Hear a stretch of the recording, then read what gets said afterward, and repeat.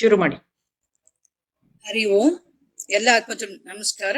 ಗುರುವಿನ ಪಾದಕ್ಕೆ ವಂದಿಸುತ್ತಾ, ಅಂತರ್ಜ್ಯೋತಿ ಬಹಿರ್ಜ್ಯೋತಿ ಪ್ರತ್ಯಜ್ಯೋತಿ ಪರಾತ್ಪರಃ ಜ್ಯೋತಿರೇವ ಜ್ಯೋತಿ ಸ್ವಯಂ ಜ್ಯೋತಿ ಆತ್ಮಜ್ಯೋತಿ ಶಿವೋಸ್ಮ್ಯಹಂ. ಗುರು ಬ್ರಹ್ಮ ಗುರು ವಿಷ್ಣು ಗುರುದೇವೋ ಮಹೇಶ್ವರಃ ಗುರು ಸಾಕ್ಷಾತ್ ಪರಬ್ರಹ್ಮ ತಸ್ಮೈ ಶ್ರೀ ಗುರವೇ ನಮಃ.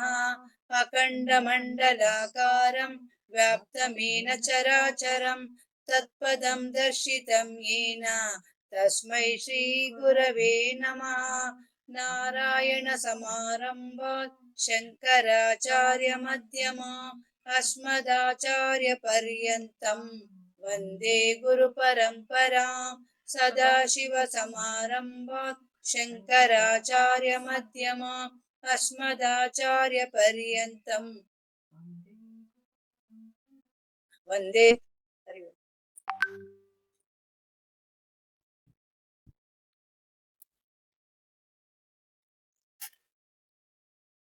Hari Om. Welcome to all the Atma Jyotis, divine light of the self. With the blessings of Bhagavad Guru Shri Prabhuji, we shall start today's session. Today, Atma Jyoti Shobha Jagdish will be coordinating the session. Shobha, continue today. ಈ ದಿನದ ಕ್ಲಾಸಲ್ಲೂ ಸತನು ಅಂದ್ರೆ ಈ ದಿನ ಗುರುಜಿ ಏನ್ talk ಹೇಳಿದ್ದಾರೆ ಈ 52ರಲ್ಲಿ. ಹಿಂದೆ ಏನ್ ತಿಳಿಸ್ಕೊಟ್ಟಿದ್ದಾರೆ ನಮಗ್ ಸಮಾಧಿಗಳ ಬಗ್ಗೆ, ಅದನ್ನ ಇದ್ರಲ್ಲೂ ಕಂಟಿನ್ಯೂ ಮಾಡಿದ್ದಾರೆ. ಸವಿಕಲ್ಪ ಸಮಾಧಿ, ನಿರ್ವಿಕಲ್ಪ ಸಮಾಧಿ ಬಗ್ಗೆನೆ ಅದನ್ನ ಈಗ ನಾವು ತಿಳ್ಕೊಂತ ಹೋಗೋಣ. ಹರಿ ಓಂ. ಹೆರು ಹರಿ ಓಂ.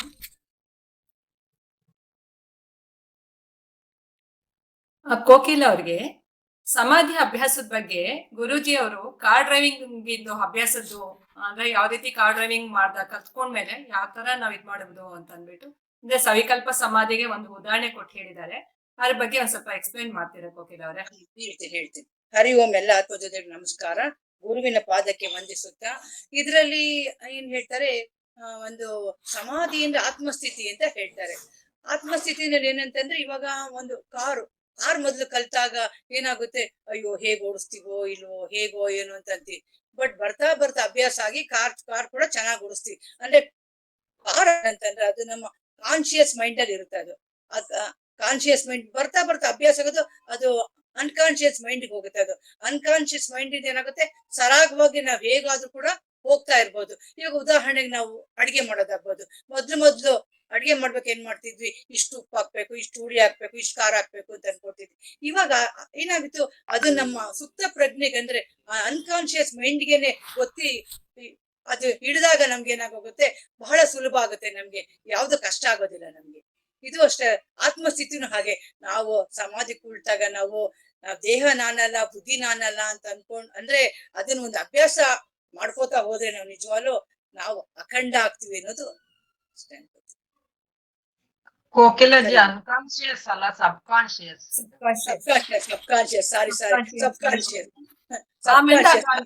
ಮೈಂಡ್ ಅಲ್ಲಿ ಉಳ್ಕೊಳತ್ತೆ. ಹಾಗಾಗಿ ಅದು ಗುರುಜಿ ಅವ್ರು ಕೊಟ್ಟಿರೋ ನಾನನ್ನು ಹಾಗೇನೆ ಯಾವಾಗ ಅದು ಕಾನ್ಶಿಯಸ್ ಮೈಂಡ್ ಇಂದ ಸಬ್ ಕಾನ್ಶಿಯಸ್ ಮೈಂಡ್ ಹೋದಾಗ ಅದೇನಾಗುತ್ತೆ, ಅಲ್ಲಿ ಜ್ಞಾನದಿಂದ ಇರೋದಕ್ಕೆ ಸಾಧ್ಯ ಆಗತ್ತೆ ಅಂತ ಅಂದ್ಬಿಟ್ಟು ಆ ಸ್ಥಿತಿಯಲ್ಲಿ ಅನ್ಕಾನ್ಶಿಯಸ್ ಅಂತ ತೊಂದ್ರೆ ಇಲ್ಲ. ಇಲ್ಲಿ ಅನ್ಕಾನ್ಶಿಯಸ್ ಹೋಗ್ಬಿಟ್ಟೆ ಮೊದ್ಲೇ ನಾನು. ಕೋಕಿಲ ಅವ್ರೆ, ನೀವು ಪದೇ ಪದೇ ಸಾರಿ ಹೇಳಿದ್ರೆ ನಿಮ್ಗೆ ಇನ್ಮೇಲೆ ಪೆನಾಲ್ಟಿ ಹಾಕ್ತೀವಿ. ಇದು ಸರಿ ತಪ್ಪು ಅನ್ನೋದು ಏನಿಲ್ಲಪ್ಪ ಇಲ್ಲಿ. ಫಸ್ಟ್ ಅದನ್ನ ತಿಳ್ಕೊಳ್ಳಿ. ಇವಾಗ ನೋಡಿ, ಮಾಷಾಲಕ್ಷ್ಮಿ ಅವರು ಅದು ಪದ ಬೇರೆ ಉಪಯೋಗಿಸ್ಬೇಕು ಅಂತ ಗೊತ್ತಾಯ್ತು ಹೇಳಿದ್ರು. Really nice. ಯಾರಿಗೆ ಏನೇ ಅದು ಸರಿಯಲ್ಲ ಅಂತಂದ್ರೆ ಅವ್ರವ್ರ ಅಭಿಪ್ರಾಯದಲ್ಲಿ ಹೇಳೋದು ಒಂದಿರುತ್ತೆ, ಇನ್ನೊಂದು ಸರಿಯಾಗಿ ಗುರುಗಳು ಹೇಳಿರೋದನ್ನು ಕರೆಕ್ಟಾಗಿ ತಿಳ್ಕೊಂಡಿದೀವಿ ಅನ್ನೋ ಕಾನ್ಫಿಡೆನ್ಸ್ ಅಲ್ಲಿ ಹೇಳೋದು ಇನ್ನೊಂದಿರುತ್ತೆ. ಸೊ ಎಲ್ಲರೂ ಅದಕ್ಕೆ ಇವಾಗ ಪ್ರತಿ ವಾರ ಒಬ್ರು ಕೋಆರ್ಡಿನೇಟ್ ಮಾಡಿ ಅಂದ್ರೆ ಎಲ್ಲರೂ ಸಮ ಅನ್ನೋ ಒಂದು ಭಾವ ಇನ್ನೂ ಹೆಚ್ಚೆಚ್ಚು ಬರ್ಲಿ ಅನ್ನೋದಕ್ಕೆ. ಯಾರಿಗೋ ಹೆಚ್ಚು ಗೊತ್ತಿದೆ ಕಮ್ಮಿ ಖಂಡಿತ ಅಲ್ಲ. ನೀವು ಅದನ್ನ ಪದೇ ಪದೇ ಸಾರಿ ಯಾಕೆ ಹೇಳ್ತೀರಾ? ಒಂದೊಂದ್ಸತಿ ಎರರ್ ಇಸ್ ಹ್ಯೂಮನ್, ಎರರ್ ಖಂಡಿತ ಆಗ್ತಿರುತ್ತೆ. ಸಬ್ಕಾನ್ಶಿಯಸ್ ಬರ್ತಾ ಅನ್ನೋದು ಇರ್ತದೆ ಯಾವ್ದೋ ಆಗ್ಲಿ. ಏನಂದ್ರೆ, ಹಾ. ಒಂದು ಕನ್ನಡದಲ್ಲಿ ಹೇಳುವಾಗ ಸುಪ್ತ ಮನಸ್ಸು ಅಂತಾರೆ, ಇಂಗ್ಲಿಷ್ ಅಲ್ಲಿ ಸಬ್ಕಾನ್ಶಿಯಸ್ ಅಂತಾರೆ. ಹೌದು. ಹಾಗಾಗಿ ಅನ್ಕಾನ್ಶಿಯಸ್ ಅನ್ನೋದು ನಮ್ಮ ಒಂದು ಅಕ್ಸೆಸ್ಗೆ ಸಿಗದೇ ಇರೋವಂಥದ್ದು. ನಮ್ಮ ಎಲ್ಲಾ ಮೇಜರ್ ಚಟುವಟಿಕೆಗಳು ಸಬ್ಕಾನ್ಶಿಯಸ್ ಅಲ್ಲೇ, ಅಲ್ಲಿಂದ ಒಳಕ್ಕೆ ಹೋಗಿದ್ದು ಆಕ್ಚುಲಿ ಅಕ್ಸೆಸ್ಸಿಗೆ ಸಿಗೋದಿಲ್ಲ. ಹಾಗಾಗಿ ನಮ್ದು ಅಕ್ಸೆಸ್ ಸಿಗುವಂಥದ್ದು ಸಬ್ಕಾನ್ಶಿಯಸ್. ಅದು ಹೇಳುವಾಗ ಪದ ಇದಾಗಿರ್ಬೋದು, ತೊಂದರೆ ಇಲ್ಲ. ಕಂಟಿನ್ಯೂ ಮಾಡಿ ಶೋಭಾ. ಸರಿ. ತುಂಬಾ ಪ್ರಶ್ನೆಗಳಿದೆ ನನ್ಗಿನ್ನು, ಆಮೇಲೆ ಕೇಳ್ತೀನಿ, ಈಗ ಹೇಳ್ಬೇಡ.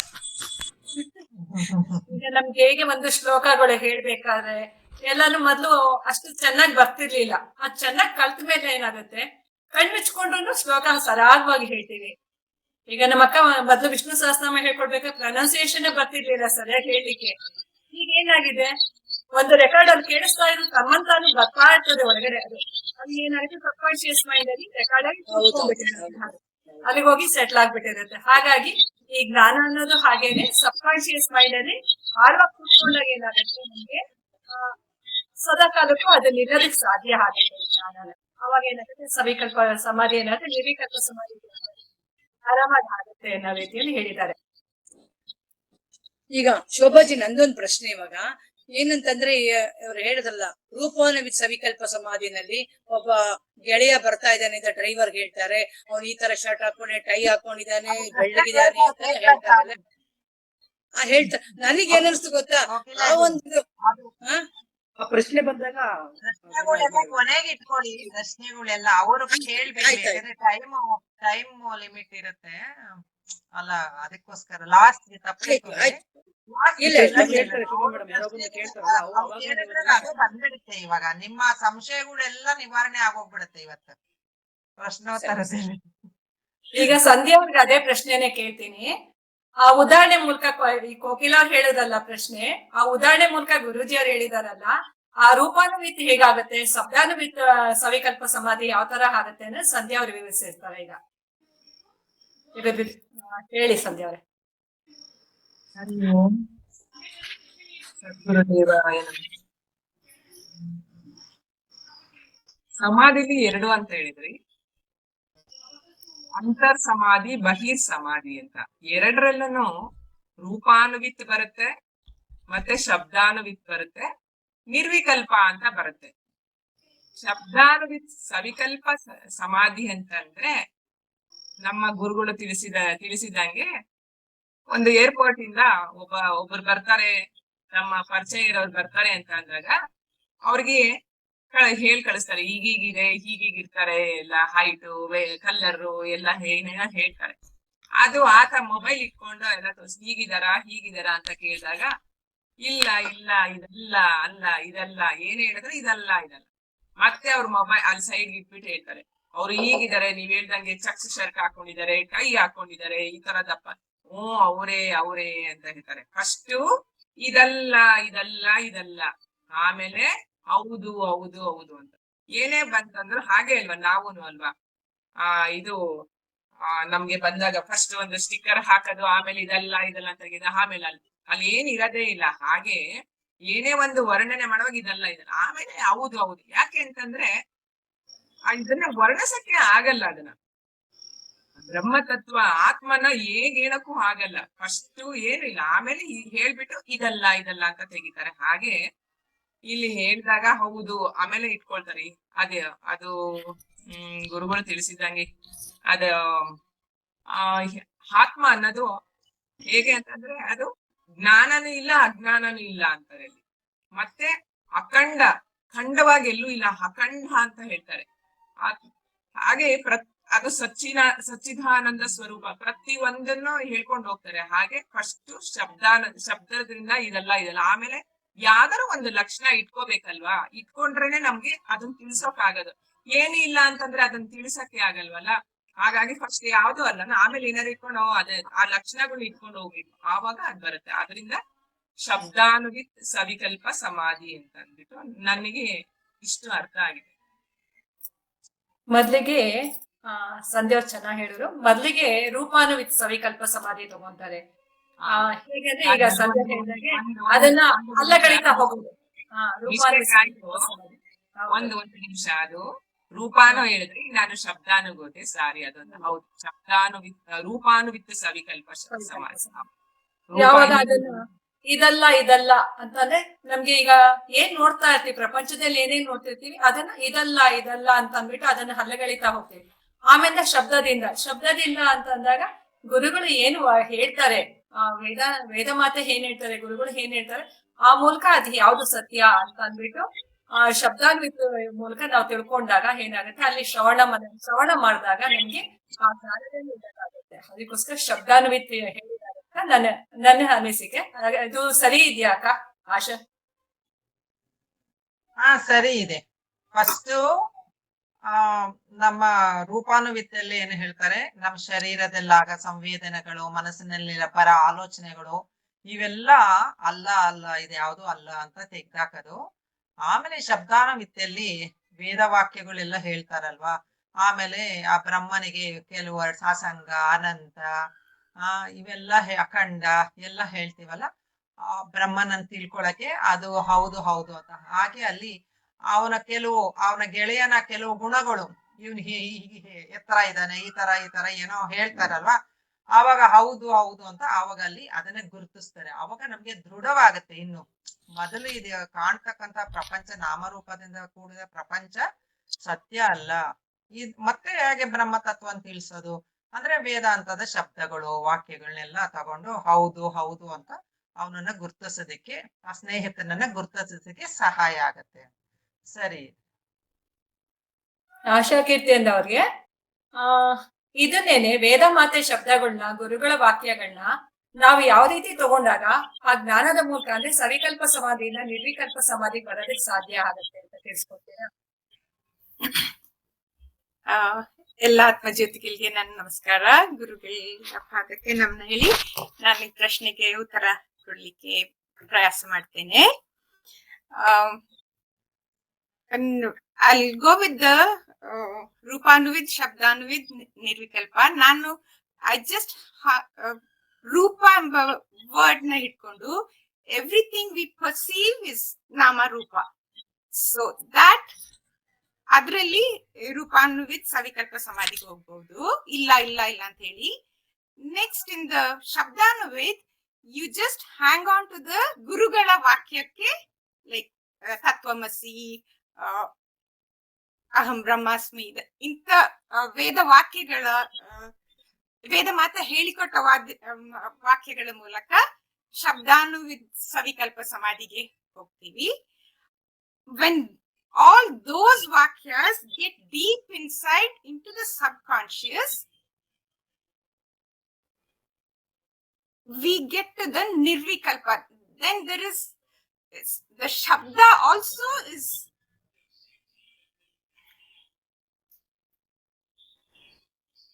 the attachment to that shabda will not be there in nirvikalpa samadhi. The attachment drops because in Shabdanuvid, we still have to keep that thought of those words in our consciousness. But when we come to Nirvikalpa, that is the only thought that remains in Nirvikalpa. ಹೀಗೆ ನಾನು ಅರ್ಥ ಮಾಡ್ಕೊಂಡಿದ್ದೇನೆ. ಸರಿ ಹೇಳಿದ್ರೆ ಆಶಾ, ನಮಸ್ಕಾರ. ನಾನು ಅಲ್ಲಿ ನಿರ್ವಿಕಲ್ಪದಲ್ಲಿ ಮೊದಲು ನಾನು ಬ್ರಹ್ಮನ ಇದ್ದೀನಿ ಅನ್ನೋದು ಒಂದು ಸೂಕ್ಷ್ಮವಾದ ಆಲೋಚನೆ ಇರುತ್ತೆ ಮೊದಲಲ್ಲಿ. ಆಮೇಲೆ ಅದು ಸಬ್ ಕಾನ್ಶಿಯಸ್ಗೆ ಇಳಿಯುತ್ತೆ. ಇಳಿದ ಮೇಲೆ ಅವಾಗ ಅಲ್ಲಿ ಏನು ಇರೋದಿಲ್ಲ, ಆಲೋಚನೆಗಳು ಇರೋದಿಲ್ಲ. ಅದು ಶಬ್ದಾನುವಿದ್ ಸಮಾಧಿಯಲ್ಲಿ ನಾನು ಬ್ರಹ್ಮ ಅಂತ ಹೇಳ್ಕೊಟ್ಟ ಗುರುಗಳ ವಾಕ್ಯದಲ್ಲಿ we are going into it ಅಲ್ವಾ? But when we reach the ನಿರ್ವಿಕಲ್ಪ, there is no truth, there is no dvaita bhava ಇರಲ್ಲ. ಇನ್ ಶಬ್ದಾನುವಿದ್ there is still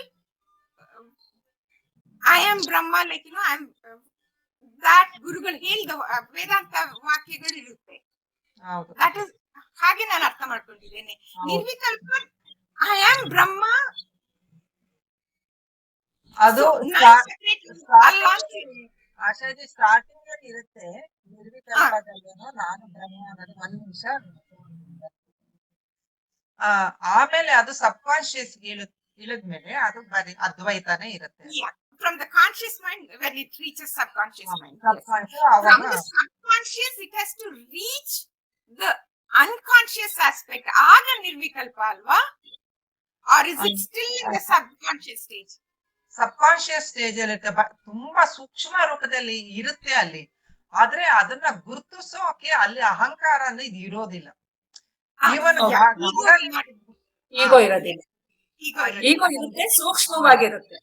ಸೂಕ್ಷ್ಮವಾಗಿರೋದ್ರಿಂದ ಅದು ಗೊತ್ತಾಗಲ್ಲ, ತಿಳಿಯಲ್ಲ. ಈವನ್ ಗಾಢ ನಿದ್ದೆಯಲ್ಲೂ ಅಷ್ಟೇ, ಅಲ್ಲ ಸೂಕ್ಷ್ಮ ರೂಪದಲ್ಲಿ ಅಹಂಕಾರ ಇರೋದ್ರಿಂದ ಅಲ್ಲಿ ಏನೂ ಇಲ್ಲ ಅನ್ನೋದು ಒಂದು ಅರಿವು ಇರುತ್ತೆ. ಗಾಢ ನಿದ್ದೆಯಲ್ಲಿ ಏನೂ ಇಲ್ಲ ಅನ್ನೋದಿರುತ್ತೆ, ಆದ್ರೆ ಅದನ್ನ ತಿಳ್ಕೊಳ್ಳೋದಕ್ಕೆ, ಎಕ್ಸ್ಪ್ರೆಸ್ ಮಾಡೋದಕ್ಕೆ ಅಲ್ಲಿ ಅಹಂಕಾರ ಅನ್ನೋದು ತುಂಬಾ ಸೂಕ್ಷ್ಮ ರೂಪದಲ್ಲಿ ಇರೋದ್ರಿಂದ ಅದಕ್ಕೆ ತಿಳಿಸ್ಲಿಕ್ಕೆ ಆಗೋದಿಲ್ಲ. ಇದ್ರಲ್ಲೂ ಅಷ್ಟೇ, ನಿರ್ವಿಕಲ್ಪ ಸಮಾಧಿಯಲ್ಲೂ ಹಾಗೆ, ಜಸ್ಟ್ ಲೈಕ್ ಗಾರ್ಡನ್ ಇದೆ, ಸೂಕ್ಷ್ಮ ರೂಪದಲ್ಲಿರುತ್ತೆ, ಎಕ್ಸ್ಪ್ರೆಸ್ ಮಾಡಕ್ ಅಲ್ಲಿ ಏನು ಇರೋದಿಲ್ಲ. ಗಾಢ ನಿದ್ರೆಯಲ್ಲಿ ಏನು ಇಲ್ಲ ಅಂತ ಹೇಳುವ ಇರುತ್ತೆ, ಬಟ್ ನಿರ್ವಿಕಲ್ಪದಲ್ಲಿ ಎಲ್ಲ ನಾನು ನಾನೇ ಬ್ರಹ್ಮ ಅಂತ ಅನ್ನೋದು ಹೇಳುತ್ತೆ. ಇರುತ್ತೆ. ಹೌದು. ಮತ್ತೆ ರಾಘವ್ ಅವ್ರಿಗೆ ನಾನು ಸಾಕ್ಷಿ ಅಂತ ಅನ್ಬಿಟ್ಟು ಆ ಸಬ್ ಕಾನ್ಶಿಯಸ್ ಮೈಂಡ್ ಅಲ್ಲಿ ಇಡದ್ಮೇಲೆ ಯಾವ ರೀತಿಯಲ್ಲಿ ಅದನ್ನ ಆ ಸಾಕ್ಷಿ ಭಾವ ಅಂತ ಹೇಳ್ತೀವಲ್ಲ, ಆ ಸವಿಕಲ್ಪ ಸಮಾಧಿಯಲ್ಲಿ ಕ್ವಶನ್ ರಾಂಗ್ ಆಗ್ತಾ ಇದೆ. ಅಂದ್ರೆ ನಾನ್ ಸಾಕ್ಷಿ ಅಂತ ಇಡ್ಕೊಂಡಾಗ ನಾನ್ ಸಾಕ್ಷಿ ಅನ್ನೋದು ಕೂಡ ಒಂದು ರೂಪನೇ ಆಗಿರುತ್ತೆ, ಅಂದ್ರೆ ಸಾಕ್ಷಿ ರೂಪ ಅಂತ. ಹಾಗೆ ಸಾಕ್ಷಿ ಭಾವ ಅಂತ ಹೇಳ್ತಾರೆ ಅದಕ್ಕೆ. ಅದು ಅದ್ರ ಬಗ್ಗೆ ಸ್ವಲ್ಪ ವಿವರಿಸ್ತೀರಾ? ಓಕೆ ಅಮ್ಮ, ಇವಾಗ ಎಲ್ಲ ಆತ್ಮೀಯರಿಗೆ ನಮಸ್ಕಾರ. ಇಲ್ಲಿ ಗುರು ಹೇಳ್ಬೇಕಾದ್ರೆ ಸವಿಕಲ್ಪ ಸಮಾಧಿಯಲ್ಲಿದ್ದಾಗ ಎರಡು ರೀತಿ ನಮಗೆ ಅದು ಸಹಾಯಕಾರಿ ಆಗುತ್ತೆ. ಸವಿಕಲ್ಪ ಸಮಾಧಿಯಲ್ಲಿ ನಿರ್ವಿಕಲ್ಪ ಸಮಾಧಿ ಹೋಗೋದಕ್ಕೆ ನಮಗೆ ದೃಶ್ಯ ಮತ್ತು ರೂಪ ಎರಡೂ ಕೂಡ ನಮಗೆ ಮೆಟ್ಟಲ್ ತರ, ಅದು ದೋಣಿಗೆ ಅಂಬಿನ ತರ ಸಹಾಯ ಮಾಡುತ್ತೆ. ಮೊದಲನೇ ಸಲ ದೃಶ್ಯ ಅನ್ನೋದು ಏನಿದೆ ಅದು ಆಲೋಚನೆಗಳು ಬರ್ತಾ ಇರುತ್ತೆ ನಮ್ಮ ಮನಸ್ಸಿನಲ್ಲಿ. ನಾನು ಗಂಡಸು, ನಾನು ಹೆಂಗಸು, ಮತ್ತೆ ನಮ್ಮ ಜೀವನದಲ್ಲಿ ನಡೆದೋದ ಆಲೋಚನೆಗಳೆಲ್ಲ, ನಮ್ಮ ಘಟನೆಗಳೆಲ್ಲ ಬರ್ತಾ ಇರುತ್ತೆ ಮನಸ್ಸಲ್ಲಿ ಧ್ಯಾನ ಮಾಡ್ಬೇಕಾದ್ರೆ. ಆಗ ಅವನ್ನೆಲ್ಲ ನಾವು ನಿರ್ಲಕ್ಷಿಸಿ ನಾನು ಸಾಕ್ಷಿ, ಅದೆಲ್ಲ ಆಲೋಚನೆಗಳು ಅಂತ ಯಾವಾಗ ಡಿಫ್ರೆನ್ಶಿಯೇಟ್ ಮಾಡ್ತೀವಿ ಅದಕ್ಕೆ ನಾವು ಕ್ಲೈಮ್ ಮಾಡಲ್ಲ. ಅಂದ್ರೆ ಇದುವರೆಗೂ ನಾವು ಕ್ಲೈಮ್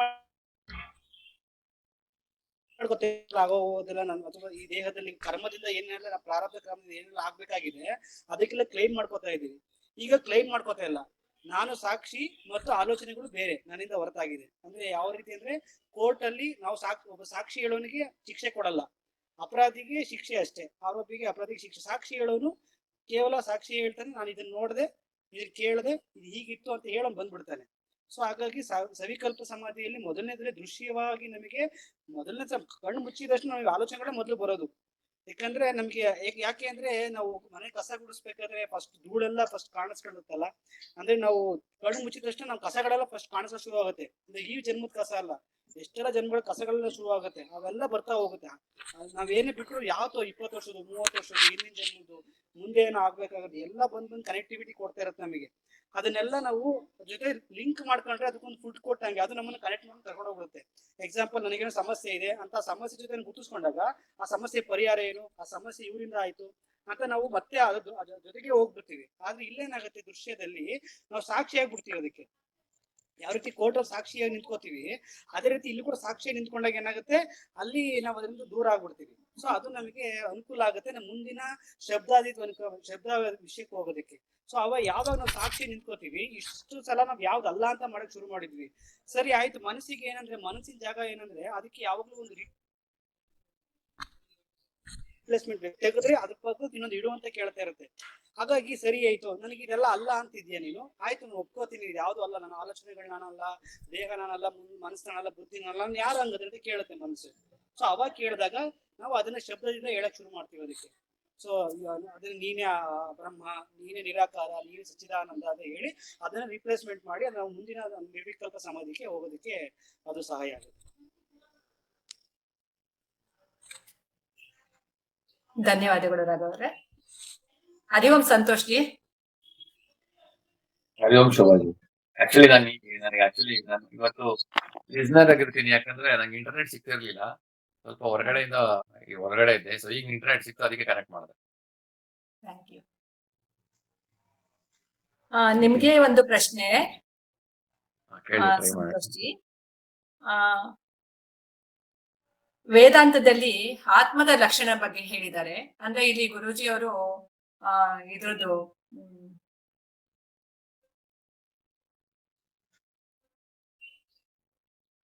ಯಾವ್ದೇ ಅಹಂಕಾರ ಚಿತ್ತ ಇದ್ಯಾವ್ದು ನಾನು ಅಂದ್ಬಿಟ್ಟು ಯಾವ್ದು ಶತಕ, ಆತ್ಮಶತಕ ಮೇಲೆ ಗುರೂಜಿ ಅವರ ಅದು ತಗೊಂಡು ಸ್ವಲ್ಪ ಗುರೂಜಿ ಅವರು ಇಲ್ಲಿ ಹೇಳಿದ್ದಾರೆ. ಆತ್ಮಶತಕ ಮೊದಲದು ನಿರ್ವಿಕಲ್ಪ ನಾನಲ್ಲ ಅನ್ನೋದನ್ನ ವಿವರಿಸಿದ್ದಾರೆ. ಯಾವ ರೀತಿ ನಿರ್ವಿಕಲ್ಪ ನಾನಲ್ಲ ಅನ್ನೋದನ್ನ ಸ್ವಲ್ಪ ತಿಳಿಸ್ಕೊಡಿ ಸಂತೋಷ್ ಅವರೇ.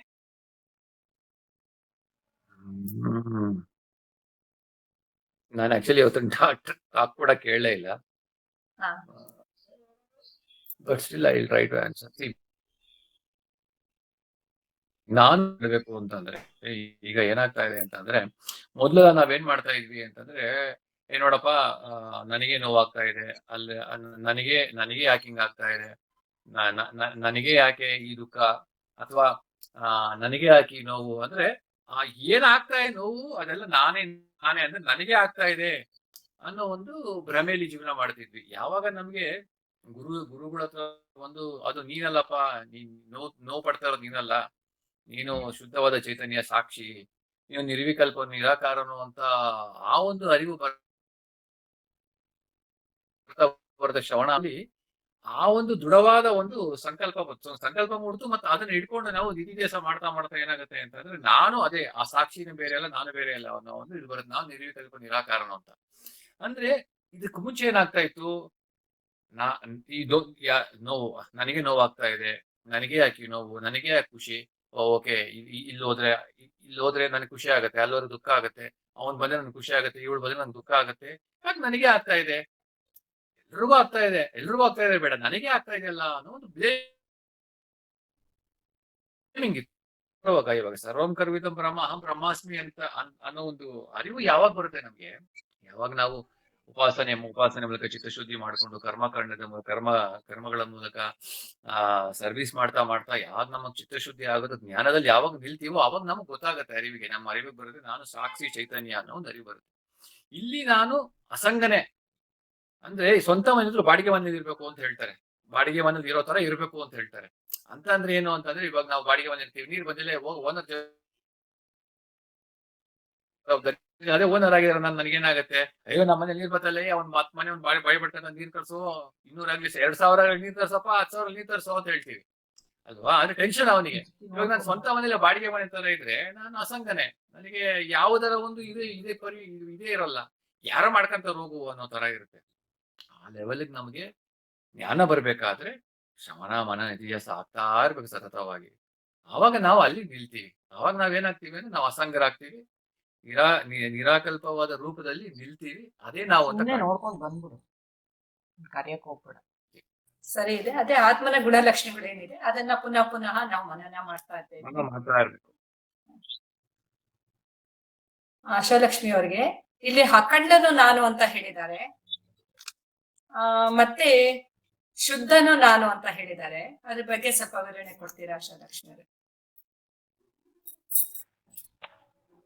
ನಾನು ನಿಜ ಹೇಳ್ಬೇಕಂದ್ರೆ ಗುರುಜಿ ಅವರ ಟಾಕ್ ಕೇಳಿಲ್ಲ, ಜನರಲ್ ಆಗಿ ಹೇಳ್ತಿರೋದು, ಇದನ್ನು ಹಾಗೆ ಹೇಳ್ತೀನಿ. ಅಖಂಡ ಅಂದ್ರೆ ಆ ಚೈತನ್ಯನ ನಾವು ವಿಭಜನೆ ಮಾಡೋದಕ್ಕೆ ಆಗೋದಿಲ್ಲ.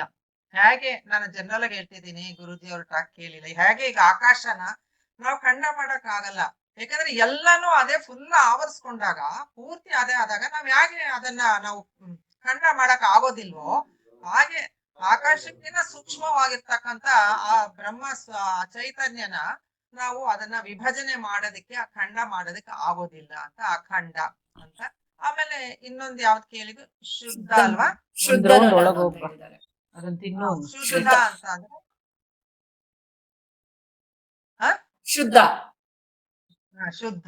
ಶುದ್ಧ ಅಂದ್ರೆ ಯಾವ್ದಕ್ಕೂ ಅದು ಅಂಟಿಲ್ಲ, ಯಾವ್ದು ಅದು ಹೊರಗೆ ಅನ್ನೋದು ಏನು ಇಲ್ಲ, ಎಲ್ಲ ಅದ್ರೊಳಗೆ ಇರೋದು. ಆ ಉಪಾಧಿಯಿಂದ ಅದು ಬೇರೆ ಬೇರೆ ಆಗಿ ಕಾಣುತ್ತೆ. ಈಗ ಆ ಘಟದ ಉಪಾಧಿಯಿಂದ ಆಕಾಶ, ಘಟಾಕಾಶ, ಇದು ಹೊರಗೆ ಆಕಾಶ ಅಂತ ಎಲ್ಲ ಕಾಣುತ್ತೆ. ಆದ್ರೆ ಇದು ಯಾವುದಕ್ಕೂ ಅಂಟಿಲ್ಲ, ಉಪಾಧಿಯಿಂದ ಆತರ ಕಾಣ್ತಿದೆ. ಆದ್ರೆ ಆ ಆತ್ಮಸ್ವರೂಪ ಮಾತ್ರ ಶುದ್ಧವಾಗಿದೆ.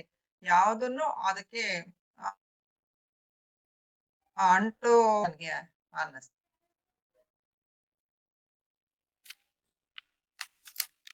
ಸರಿ ಇದೆ. ಗುರುಜಿ ಟಾಕೆಲ್ ಏನ್ ಹೇಳಿದ್ದಾರೆ ಅದು ನೀವೇ ಹೇಳ್ಬೇಡಿ ಒಂದ್ಸರಿ. ಅಂದ್ರೆ ಶುದ್ಧನು ನಾನು ಅಂತ ಅಂದಾಗ ಈಗ ಮಣ್ಣೊಂದು ಹೊಲಸಾಗಿರುತ್ತೆ, ಬೆಂಕಿಯಲ್ಲಿ ಹೊಗೆ ಬರುತ್ತೆ. ಈಗ ಏನೇ ತತ್ವಗಳಿದೆ ಅದರಲ್ಲೆಲ್ಲನೂ ಅದೇ ಆಕಾಶದಲ್ಲಿ ಮಾತ್ರ ಅದು ಶುದ್ಧ, ಬೇರೆ ಯಾವ್ದು ಎಲ್ಲವೂ ಅಶುದ್ಧನೇ ಆಗಿರುತ್ತೆ. ಆ ಬ್ರಹ್ಮ ಶುದ್ಧ, ಅವನು ಅದಕ್ಕೋಸ್ಕರ ಅವನು ಶುದ್ಧ. ಆ ಆತ್ಮ ಅನ್ನೋದು ಶುದ್ಧ, ಆ ಬ್ರಹ್ಮ ಅನ್ನೋದು ಶುದ್ಧ, ಅದಕ್ಕೆ ಯಾವುದೇ ಹೊಲಸು ಹಂಟದಿಲ್ಲ ಅನ್ನೋದನ್ನ ಇಲ್ಲಿ ಗುರುಜಿ ಅವರು ಹೇಳಿದ್ದಾರೆ, ಶುದ್ಧನು ನಾನು ಅನ್ನೋದಕ್ಕೆ. ಹಾಗೆ ಒಂದು ಫಿಲಂ ಬೆಂಕಿ ಹತ್ಕೊಳ್ಳುತ್ತೆ, ಆದ್ರೆ ಸ್ಕ್ರೀನ್ಗೆ ಏನಾಗಲ್ಲ, ಮಳೆ ಬರುತ್ತೆ, ಅದು ಆ ಸ್ಕ್ರೀನ್ ಏನು ನೆನೆಯೋದಿಲ್ಲ. ಯಾವ ರೀತಿ ಅದ್ರಲ್ಲಿ ಯಾವ್ದು ಏನು ಅಂಟೋದಿಲ್ವೋ, ಏನು ಆಗೋದಿಲ್ವೋ, ಬದಲಾವಣೆ ಏನು ಆಗಲ್ವೋ, ಹೇಗಿದೆಯೋ ಹಾಗೆ ಇರುತ್ತೋ ಹಾಗೆ ನಮ್ಮ ಚೈತನ್ಯನು. ಆತ್ಮಶತಕ ಮೇಲೆ ಅದನ್ನ ತಗೊಂಡ್ಬಿಟ್ಟು ಗುರುಜಿ ಅವರು ಅದನ್ನ ಇಲ್ಲಿ ಹೇಳ್ತಾ ಇರ್ತಾರೆ. ಆತ್ಮನಿಗೆ ಬಂಧ ಮೋಕ್ಷಗಳು ಇಲ್ಲ ಅಂತ ಹೇಳ್ತಾರೆ. ಕೋಕಿಲ್ ಅವರೇ ಇದನ್ನ ಹೇಳ್ತೀರಾ? ಬಂಧ ಮೋಕ್ಷಗಳು ಇಲ್ಲ. ಯಾರಿಗೆ ಮುಕ್ತಿ? ಆತ್ಮನಿಗೆ ಮುಕ್ತಿನೂ ಇಲ್ಲ. ಮುಕ್ತಿ ಅನ್ನೋದು ಆತ್ಮನೂ ಅಲ್ಲ, ಆತ್ಮನಿಗೂ ಅಲ್ಲ. ಅಂದ್ರೆ ಬ್ರಹ್ಮನಿಗೆ ಮುಕ್ತಿನೂ ಇಲ್ಲ, ಬಂಧ ಮೋಕ್ಷಗಳು ಇಲ್ಲ, ಯಾವುದೂ ಇಲ್ಲ. ಇದು ಯಾವ ರೀತಿ ಅಂತ ವಿವರಿಸ್ತೀರಾ ಸ್ವಲ್ಪ? ಅರಿವು ಇಲ್ಲಿ ಆತ್ಮ ಅನ್ನೋದಕ್ಕೆ, ಆತ್ಮಕ್ಕೆ ಹುಟ್ಟಿಲ್ಲ, ಸಾವಿಲ್ಲ, ಬಂಧ ಇಲ್ಲ, ಮೋಕ್ಷ ಇಲ್ಲ. ಅದು ಬ್ರಹ್ಮ ಸ್ವರೂಪಿ, ಅದು ಚೈತನ್ಯ. ಅದು ಮತ್ತೆ ಇದ್ರ ಏನಂತಾನೆ ನೀವು ಹೇಳಿದಂಗೆ ಆಗ್ಬೋದು, ಬೆಂಕಿಯಲ್ಲಿ ಹೊಗೆ ಆಗ್ಬೋದು, ಆಕಾಶ ಒಂದು ಅನಂತ, ಅದ್ರಲ್ಲಿ ಯಾವುದೇ ತರ ಒಂದು ಏನು ಆಗೋದಿಲ್ಲ, ಅದು ಕೊಳೆ ಆಗಲ್ಲ, ಅದು ಅನಂತ ಅಂತ ಹೇಳ್ತಾರಪ್ಪ, ಅನಂತ ಅಂತ ಹೇಳ್ತಾರೆ.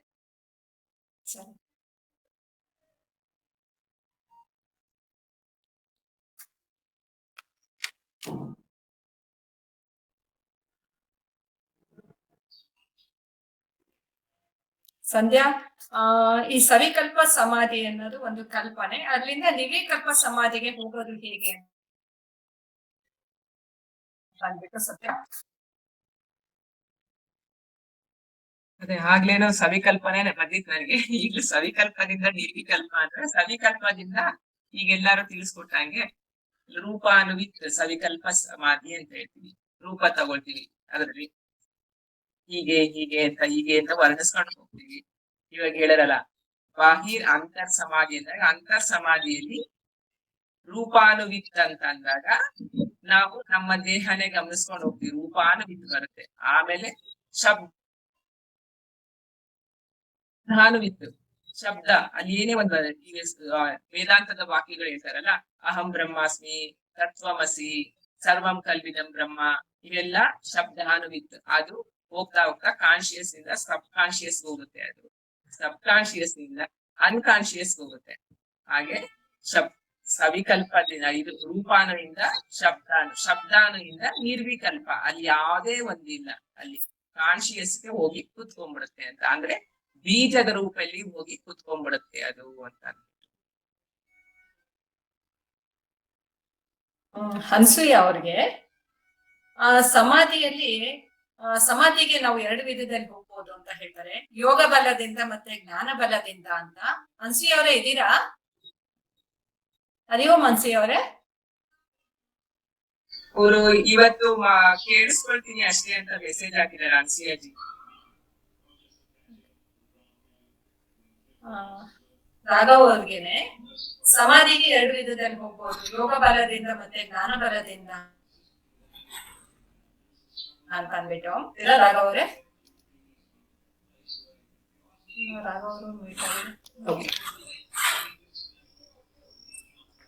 ಅದೇ ಈಗ ಸಮಾಧಿಗೆ 2 ರೀತಿ ಹೋಗ್ಬೋದು ಅಂತ ಗುರುಗಳು ಹೇಳಿದ್ರು. ಒಂದು ಟೆಂಪರರಿ ಆಗಿ ಹೋಗಿ ಬರುವಂತದ್ದು, ಇನ್ನೊಂದು ಪರ್ಮನೆಂಟ್ ಆಗಿ ಸದಾಕಾಲ ಅಲ್ಲೇ ಉಳಿಯುವಂತದ್ದು ಅಂತ. ಯಾವ ರೀತಿ ಯೋಗ ಬಲದಿಂದ ನಾವು ಮೊದಲನೇದಾಗಿ ಯೋಗ ಬಲ ಅನ್ನೋದು ಟೆಂಪರರಿ ಆಗಿ ಹೋಗುವಂತ ಪ್ರಕ್ರಿಯೆ. ಇಲ್ಲಿ ನಾವು ತಂತ್ರಗಳ ಮುಖಾಂತರ ಮೀನ್ಸ್ ಕೆಲವು ತಂತ್ರಗಳ ಮುಖಾಂತರ ನಾವು ಅಂದ್ರೆ ಈ ತನು ಅಂದ್ರೆ ಈ ದೇಹವನ್ನ ಬಳಸಿ ನಾವು ಹೋಗ್ತೀವಿ ನಾವು. ಅಂದ್ರೆ ಈ ದೇಹದ ಇರುವಿಕೆ ಇರೋವರೆಗೂ ಕೂಡ ಅದು ಇರುತ್ತೆ, ಅಂದ್ರೆ ತಂತ್ರ. ಅದು ಪ್ರಾಣಾಯಾಮ ಮಾಡ್ಕೊಂಡು ಉಳಿಯೋ ಪ್ರಯತ್ನ ಮಾಡ್ತೀವಿ. ಒಂದಷ್ಟು ಸಮಯ ಆದ್ಮೇಲೆ ಆಚೆ ನಮಗೊಂದು ಏನಂತಾರಲ್ಲ ಒಂದು ರಿಲ್ಯಾಕ್ಸೇಷನ್ ಕೊಡುತ್ತೆ. ಅಂದ್ರೆ ಪ್ರತಿ ಸಲ ಯೋಗ ಮುಖಾಂತರ ಹೋಗೋದ್ರಿಂದ ನಮಗೆ ಹೋಗಿ ಬರೋದಕ್ಕೆ ಸಹಾಯ ಆಗುತ್ತೆ. ಮತ್ತೆ ಪ್ರಪಂಚ ಜೊತೆ ಅದೇ ಒಂದು ವ್ಯತ್ಯಾಸಗಳ ಜಂಜಾಟಗಳು ನಡೀತಾ ಇರುತ್ತೆ. ಸೊ ಈ ರೀತಿ ಯೋಗ ಬಲ ಅನ್ನೋದು ನಮ್ಗೆ ಒಂದು ಹಂತವಾಗಿ 8 ಸ್ಟೆಪ್ಗಳೆಲ್ಲ ಗುರುಗಳು ಹೇಳಿದಲ್ಲ ಎಲ್ಲ ಓದ್ರು ಕೂಡ ಅದು ತಂತ್ರವಾಗಿದೆ. ಅದಷ್ಟೇ, ಅದೇ ತನು ಇರೋವರೆಗೂ ಅಷ್ಟೇ, ದೇಹ ಇರೋವರೆಗೂ ಮಾಡ್ಕೊಂಡಿರ್ಬೋದು. ದೇಹದ ನಂತರ ಅದು ಇರೋದಿಲ್ಲ. ಅದು ಲಿಮಿಟ್ ಇದೆ. ಅದು ಲಿಮಿಟ್ ಮೀರಿ ಅದು ಇರಕ್ ಸಾಧ್ಯ ಇಲ್ಲ. ಅದಕ್ಕೊಂದು ಸಮಯ ಇರುತ್ತೆ. ಆದ್ರೆ ಇಲ್ಲಿ ನಾವು ಜ್ಞಾನ ಮಾರ್ಗ ಅಂದ್ರೆ ಇದು ಒಂದು ರೀತಿ ರಿಯಲ್ ಐಡೆಂಟಿಟಿನ ಗುರುತಿಸ್ಕೊಳ್ಳೋ ಪ್ರಕ್ರಿಯೆ. ಮತ್ತೆ ಇದು ತುಂಬಾ ಸುಲಭವಾದ ಮತ್ತೆ ಸರಳವಾದ ಪ್ರಕ್ರಿಯೆ ಇದು. ಅಂದ್ರೆ ಈ ಜ್ಞಾನ ಮಾರ್ಗದಲ್ಲಿ ಏನಾಗುತ್ತೆ, ಬಿಗಿನಿಂಗ್ ತುಂಬಾ ಕಷ್ಟ ಅನ್ಸ ಶುರು ಆಗುತ್ತೆ, ಹೋಗ್ತಾ ಹೋಗ್ತಾ ಸುಲಭ ಆಗುತ್ತೆ. ಯೋಗ ಮಾರ್ಗದಲ್ಲಿ ಅಂದ್ರೆ ಉಸಿರನ್ನ ಬಿಗಿ ಹಿಡಿಬೇಕು, ಪ್ರಯತ್ನ ಹೆಚ್ಚಾಗಿರುತ್ತೆ. ಆದ್ರೆ ಇಲ್ಲಿ ಪ್ರಯತ್ನ ಇಲ್ಲದಿರುವಿಕೆ ಇದೆ. ಇಲ್ಲಿ ಒಂದು ಪ್ಲಸ್ ಪಾಯಿಂಟ್, ಪ್ರಯತ್ನ ಎಷ್ಟು ಕಡಿಮೆ ಮಾಡ್ತೀರಾ ಅಷ್ಟು ಜ್ಞಾನ ಬಲವನ್ನು ನಿಲ್ಲಕ್ಕೆ ಸಾಧ್ಯ ಆಗುತ್ತೆ. ಯೋಗ ಬಲದಲ್ಲಿ ಪ್ರಯತ್ನ ಮಾಡಿದಷ್ಟು ನಿಲ್ಲಕ್ಕೆ ಸಾಧ್ಯ ಆಗುತ್ತೆ. ಅಂದ್ರೆ ನಾವೇನೋ ಒಂದು ಸಮಥಿಂಗ್ ಹೋಲ್ಡ್ ಮಾಡ್ತಾ ಇರ್ಬೇಕಲ್ಲಿ. ಹೋಲ್ಡ್ ಮಾಡೋದ್ರಿಂದ ನಮ್ಗೆ ಸಾಧ್ಯ ಇಲ್ಲ. ಯಾವ್ದು ವಸ್ತುಗಳನ್ನ ಇಟ್ಕೊಂಡು ನಿಲ್ಲಕ್ಕಾಗಲ್ಲ. ನಮಗೆ ಒಂದು ಕೋಟಿ ದುಡ್ಡು ಕೊಟ್ಟರು ಕೂಡ ಇಟ್ಕೊಂಡಿರೋ ಅಂದ್ರೆ ಒಂದು ಕೈಲಿ ಇಟ್ಕೊಳಕ್ಕಾಗಲ್ಲ, ಪಕ್ಕಕ್ಕೆ ಇಡ್ಲೇಬೇಕು ತೆಗೆದು ನಾವು. ಆದ್ರೆ ಇದು ಬಿಡೋ ಪ್ರಕ್ರಿಯೆ, ಜ್ಞಾನ ಮಾರ್ಗದಲ್ಲಿ ಬಿಡೋ ಪ್ರಕ್ರಿಯೆ ಇದೆ. ಇದು ತುಂಬಾ ಸುಲಭ, ಇದು ಪ್ರಯತ್ನ ರಹಿತವಾಗಿದೆ. ಇದು ಯಾವ ದೇಹಮನ ಬುದ್ಧಿ ಇಲ್ಲದೆ ಕೂಡ ಸಕಾಲಬೇಕು ಅಥವಾ ಆತರ ಒಂದು ಅದ್ರ ಮೇಲೆ ಡಿಪೆಂಡೆಂಟ್ ಆಗಿದೆ. ಇದು ಡಿಪೆಂಡೆಂಟ್ ಯೋಗ ಬಲ ಅನ್ನೋದು. ಜ್ಞಾನ ಬಲ ಅಂದ್ರೆ ಡಿಪೆಂಡೆಂಟ್ ಆಗಿದೆ.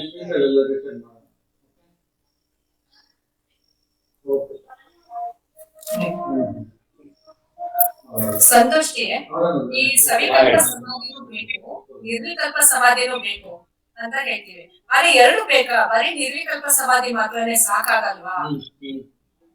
ಇಲ್ಲ, ಆಕ್ಚುಲಿ ಹೆಂಗೆ ಅಂತಂದ್ರೆ ಈಗ ನೋಡಿ, ಈಗ ಯಾವ ಸಾಧಕನು ಎಲ್ಲಿದ್ದಾನೆ ಅವನ ಸುಕೃತಗಳೇನು. ಫಾರ್ ಎಕ್ಸಾಂಪಲ್ ರಮಣ ಮಹರ್ಷಿ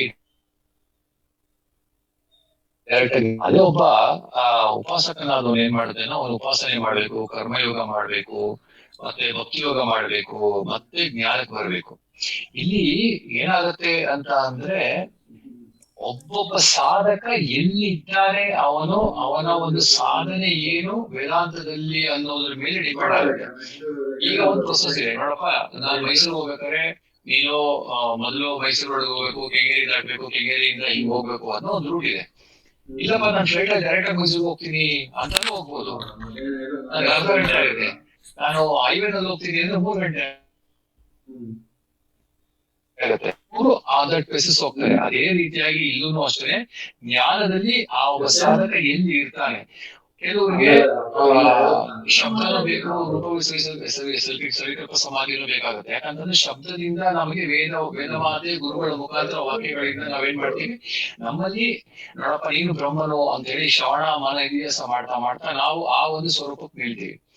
ಹಾಗೆ ರೂಪ ಅಂತ ಹೊರಗಡೆ ಏನ್ ಕಾಣುತ್ತೆ, ಶಬ್ದನೂ ಅದೇ ಹೊರಗಡೆ ಏನ್ ಕಾಣುತ್ತೆ ಎಲ್ಲ ನೋಡ್ತೀವಿ, ಮತ್ತೆ ಅದನ್ನ ಇಂಟರ್ನಲ್ಲಿ ಹೋಗ್ತೀವಿ. ಅದು